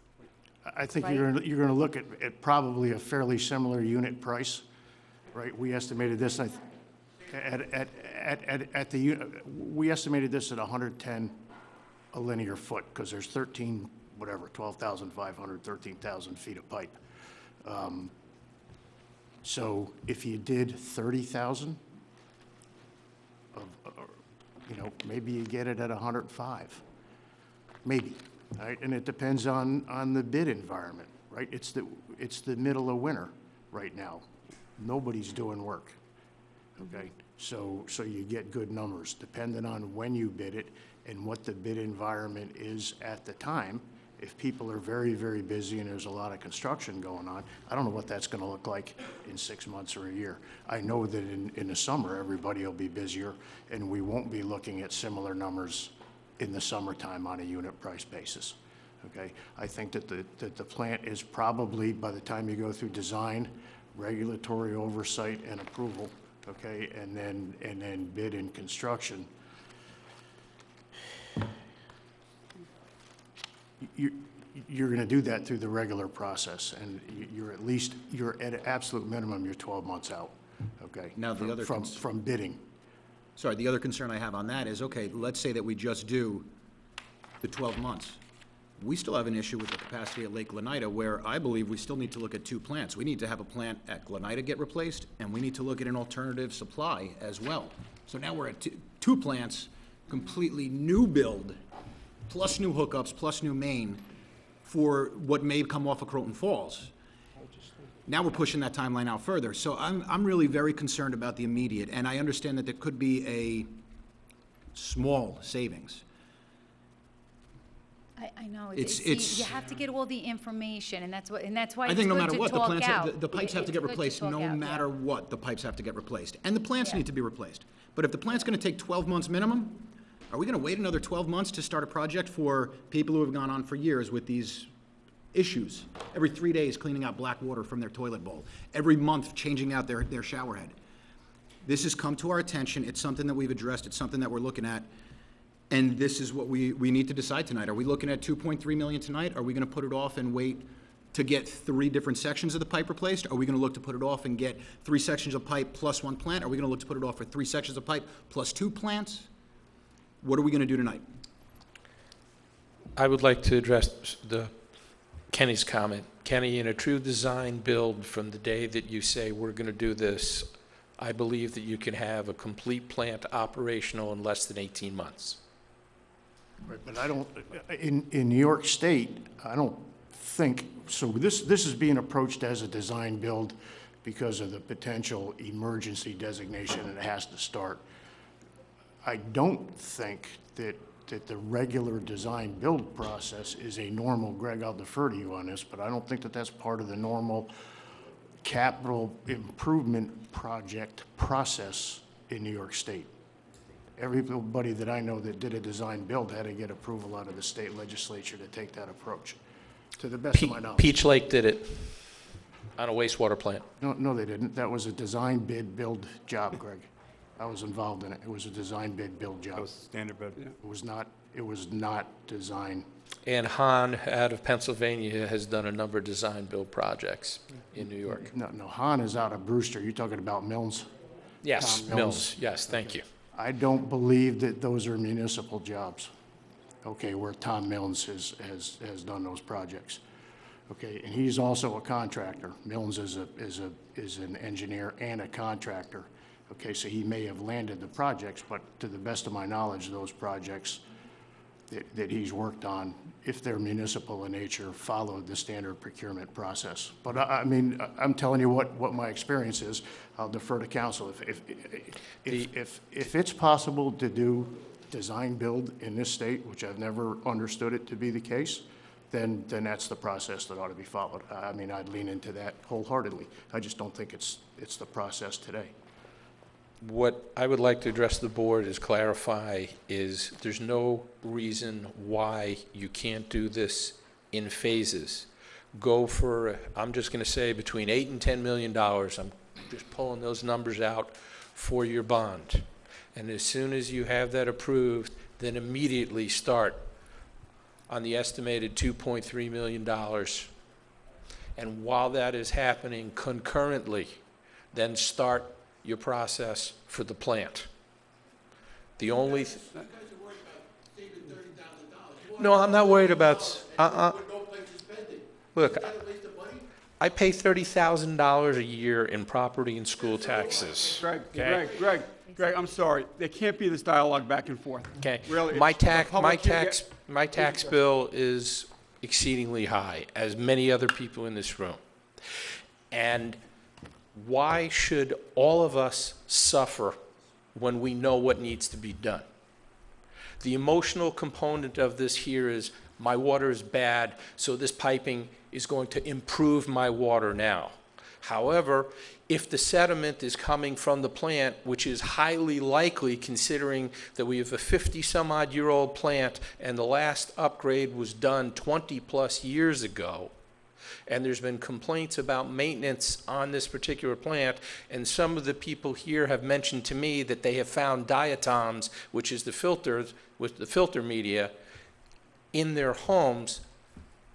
It's pretty evident that we are getting some leakage in sediment. So let's do it all. I'm not saying all the piping now, but I'm saying let their piping first, my piping can wait, but get me a plant so at least good water is coming through. Yeah, and find the piping which needs to be done. Greg, could I ask you, and this is not a challenge, it's more to get an understanding. If, like you said, do it in stages, because I think a job this big is going to do it in stages, and the plant's going to be just stage 3, stage 4, or stage 5? Well, I'm suggesting stage 2. Okay, so what is the difference that if we do the full 8 or 9 million and they're stage 1 versus if we do 2.3, they're stage 1 right now, and then we do 5.3, and then we do stage 2, 3, 4, and the plant would be stage 2, and then if you add it all up, it's still stage 1, Million or and we whatever. have $8 million bonded. So I'm just trying to understand, because I'm a layman, so I'm trying to get an understanding of it. It's one bid. No. It's one bid, and the bid, and this particular entity who ends up getting the project does it in the phases. So It's you're one going bid to for the have, plant you're and going to, everything? and I'm assuming that you're also, on whatever you do, you're going to have liquidated damages, that if this particular entity does not complete it within a time that you specify, well, you must complete the pipe by, I'm again just pulling this out, by June 30th. And you must complete the plant by June 30th, 2019. I'm saying wrap it all in, because now you have your contractor here. You're not paying for mobilization. You're not paying for people to figure things out over and over again. I just think it's a better way of doing it. I got you. Like I said, it wasn't a challenge, I'm just trying to get an understanding. All right, is there anyone else that would like to come up and address the board on this particular topic? We've heard a lot tonight, and I appreciate everybody coming. Your Does feet, he wanna- your, Did Any of you this want? gentleman wants Yeah, to I say don't- something?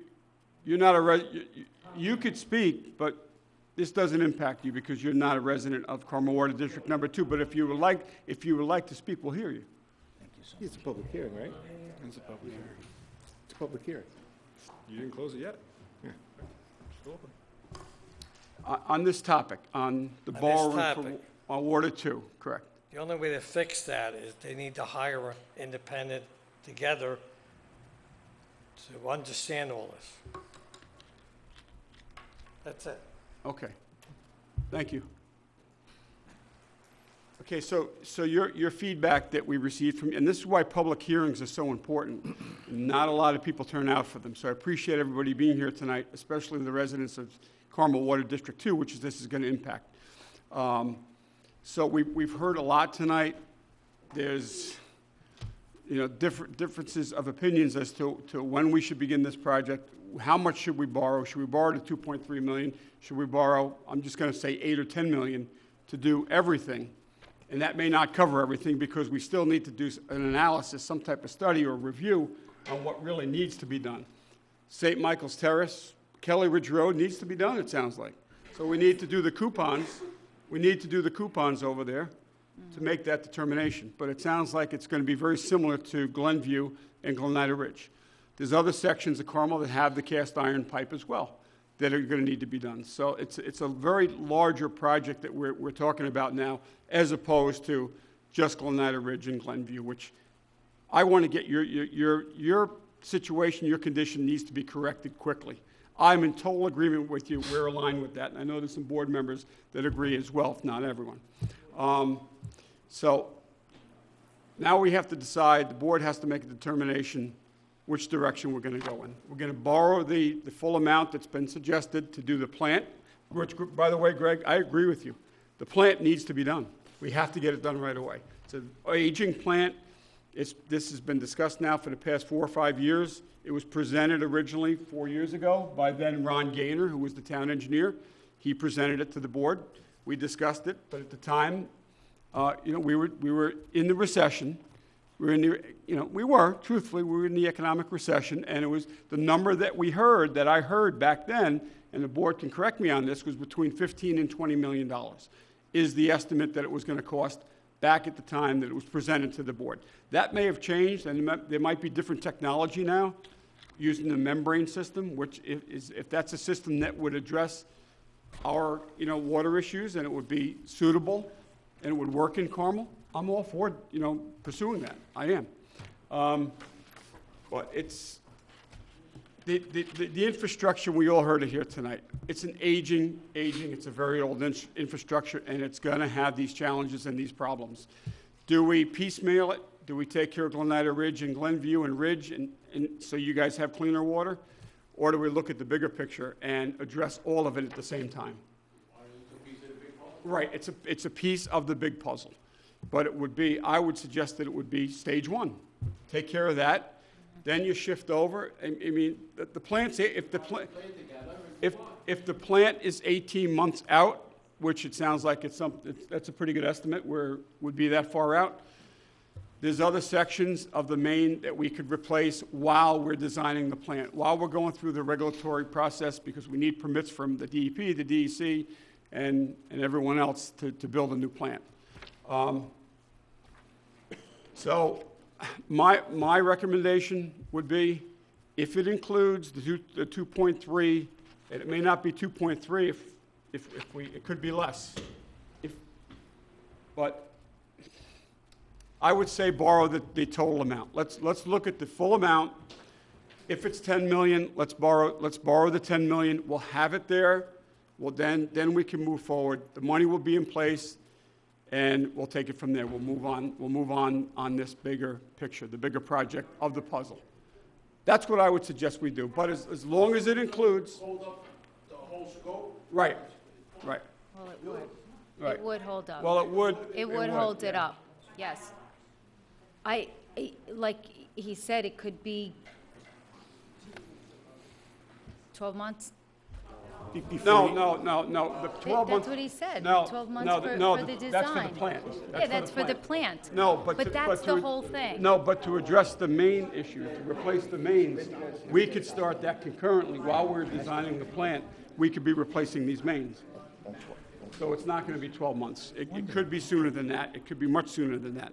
The design of the new plant, John, correct me if I'm wrong, 12 months? Minimum. Minimum of 12 months. 18 to get all the approvals, 18 months? Yeah, I think So, you'd be at bid. but these sections of these mains that are bad, that are tuberculated, such as yours, they need to be done right away. Well, once we'll have to do a new borrowing, right? We're going to need. Do this again. We're going to do this again. Why don't you do the 2.3 and then go for the 20 million? Right, no, the question was, what do we do? No, This I'm not process is arguing with you, coming over again, different number. but you do it again with a different number. Right.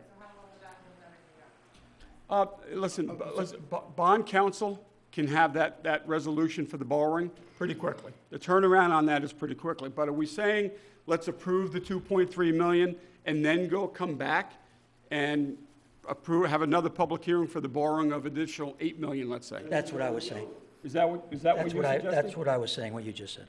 You got plenty more borrowing to do in this district. But you're gonna borrow more than another 8 million if you're gonna look at the whole picture. But the problem is, we don't know That's how why much. I'm saying you need to look at the whole picture. Exactly, yeah. Where you're gonna be here numerous times over the next 3 years. Can you amend this resolution now, change the amount? No, we can't. Right, you could authorize because in order less. for us to raise it to Authorize 8 million, 10 million, 20 million, we have to plus we know have to what advertise it we as have to advertise it, plus we have to know what we're spending that money on. We know what we're spending the 2.3 million on. So it's just not saying, we're gonna spend $20 million. They have to say, okay, the 20 million or the 10 million, whatever the number is, because none of us up here know what the number is. None of us. It's gonna have to say, it's gonna include the coupling in Kelly Ridge. It's gonna include, the filter, the plant, okay? So it's not just saying, let's just, they're just throwing out numbers. Let's do 10 million. I'm sorry, what does the 10 million include?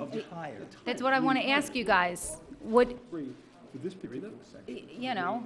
I'm not arguing that. They're throwing I'm numbers arguing other things, but I'm not arguing against that. Right, okay. But So should we Kenny, make a motion to what, close the public hearing? Yeah.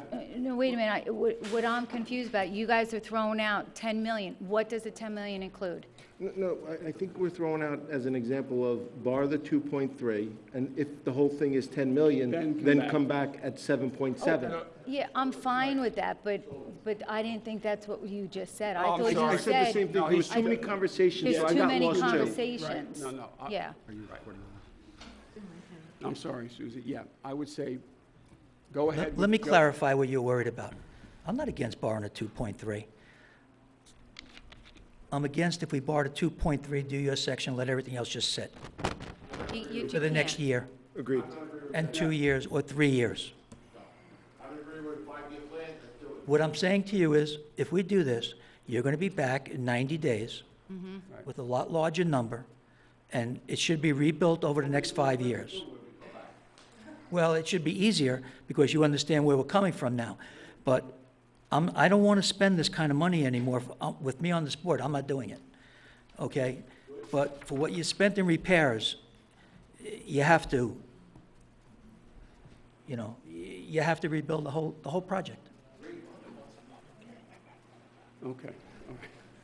John, question for you, if you don't mind coming back up. Going on a hypothetical. Tonight, we say, we're going to close the public hearing. We're going to make a motion that we borrow 2.3 million. How long before we come back with Kelly Ridge, with the other sections of pipe that have the same failures that are existing? We'll just start with that. And then the second part is, how long of a time for us to get a map plan? No, you need a map plan and report for the next section or For that, sections you're looking at. for those sections. But then the other phases as well, how long to come back so that we could have numbers on not only replacement of the existing plant, but an alternative water supply with another plant on it? Well, you're looking at several phases of work there, okay? I said we could break ground on this segment of pipe with that old rock trencher, okay? We're not gonna get that rock trencher over on a Kelly Ridge to dig 2 holes. Okay. Okay. Unless the rock trencher is here, right? So we've got a $3,300 per coupon number, right? That's what we paid for the other ones, and there's 7 of them left that you were willing to spend money on in water too, inside of the so it's the same district. If the trencher is here, we can move it over there if you move on this side of the project. If we don't move on this side of the project, then we got to wait for the frost to go out to get a reasonable shot at making a reasonable excavation in there. We need to go around, so we've got Kelly Ridge, right, the Everett Road, Kelly Ridge segment. Where else? We've got Collier, I've got Lindy. Is there other segments of town? Because if we come back and do this a second time and then somebody else, Sunset, but you're over Sunset, but it's by Collier, you're in the, we were actually gonna dig there, but we can't shut the road down. Okay, we were actually gonna take one out there and there's no valves. They're intermingled, Jonathan, is the short answer to that question. We wait for the frost to go out, it's gonna be when the frost goes out. That's probably, I would say, a minimum of 45 days, okay? From now, that puts us at, like early March or so, maybe? Okay, before we can dig the holes. So I would say that to assess the balance of the piping, I would have an expectation that we could develop that answer by early April. Okay, here in front of the board with a similar type of a report on the piping. Regarding the remainder of the district, we'll dust off the old capital plan, okay, and then just look at everything that's inside of the district, and that's gonna answer the tank is in there, right? The plant is in there, valve replacements are in there. So you have a complete, we'll pull that segment of the capital plan out, and we can either append it to the piping component of this thing, or establish 2 distinct reports, one on the plant, because with all due respect, I don't believe that they're the same job, okay? Plant contractors are plant guys, and pipeline guys are pipeline guys, and we rarely see them cross-bid. I never see plant guys on pipe jobs, and I don't see pipe guys on plant jobs. So I think that they're distinct projects. That doesn't mean they can't be all part of the same bond, if it's a bond, but I just think that they're distinct construction projects. Okay? If we're replacing, you said about $1.10, $110 a foot? I said $110 a foot, I think is what I have as the estimate. Section. How much you think we'd save bidding out the whole thing? So I think I answered that earlier to Jonathan. I think I said about 100. I don't see it going to like 85 or 90, where you would see, some large percentage reduction. A couple of points, maybe you get it at 100. But you also caveated with, depending on the season, now that we're looking at winter, it's probably going to be less All I'm expensive. saying is it just as a big number, right? We're here for 12 or 13,000 feet. at $110 a foot, okay? If we were to bid 30,000 feet, I think you'd probably be at around 100. That's 10%.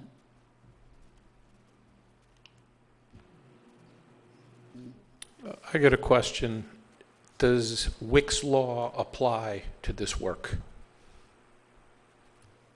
Apply to the plant work, for sure. What about to the piping work? No. Okay. So if we were to do this, is there any way that we can try and get relief so we don't have to apply Wick's law to the plant work? Because that will achieve a significant savings, and it has been done before. Could someone explain Wick's law so we all understand? Wick's law, there's certain prime contractors that have to be bid separately.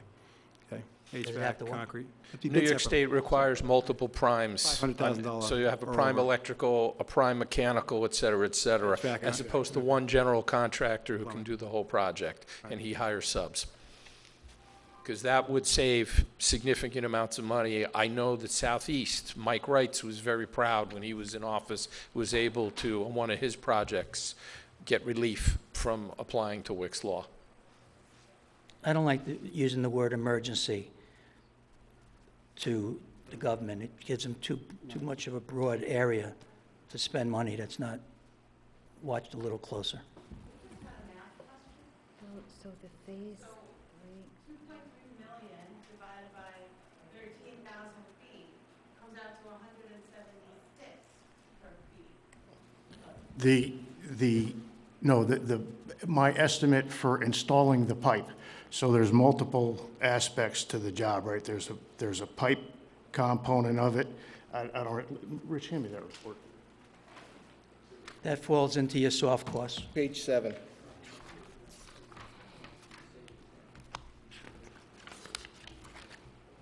That falls into So your the- soft cost, Tracy, and that's Right, That's been the thorn in my butt. The actual numbers, okay, that get us to the 2.3, I had 12,600 feet of pipe at $110 a foot. That comes to 1.386 million. Then I estimated 500 cubic yards of rock excavation, because that always costs us more money. Okay, at $75 a yard, there's 37.5 there. The individual house services were at 1,100, right? So we put the main in the ground, and then we've got to go back and run a 3/4 inch copper from the main to. Right. In total. Right, we were just asking about what would we save on the cost, and I brought out the 110 that I used, okay, and I thought that maybe that would be down to about 100. It doesn't, it's not representative of the total cost of the installed project. That was my I don't question, thi- Tracy. Let me ask that on a microphone so everybody hears it. If you're looking at a 176 for 5%, what could you possibly be looking at on the entire job with everything bid out? I think your savings are going to be considerably more than 10%. I firmly believe that.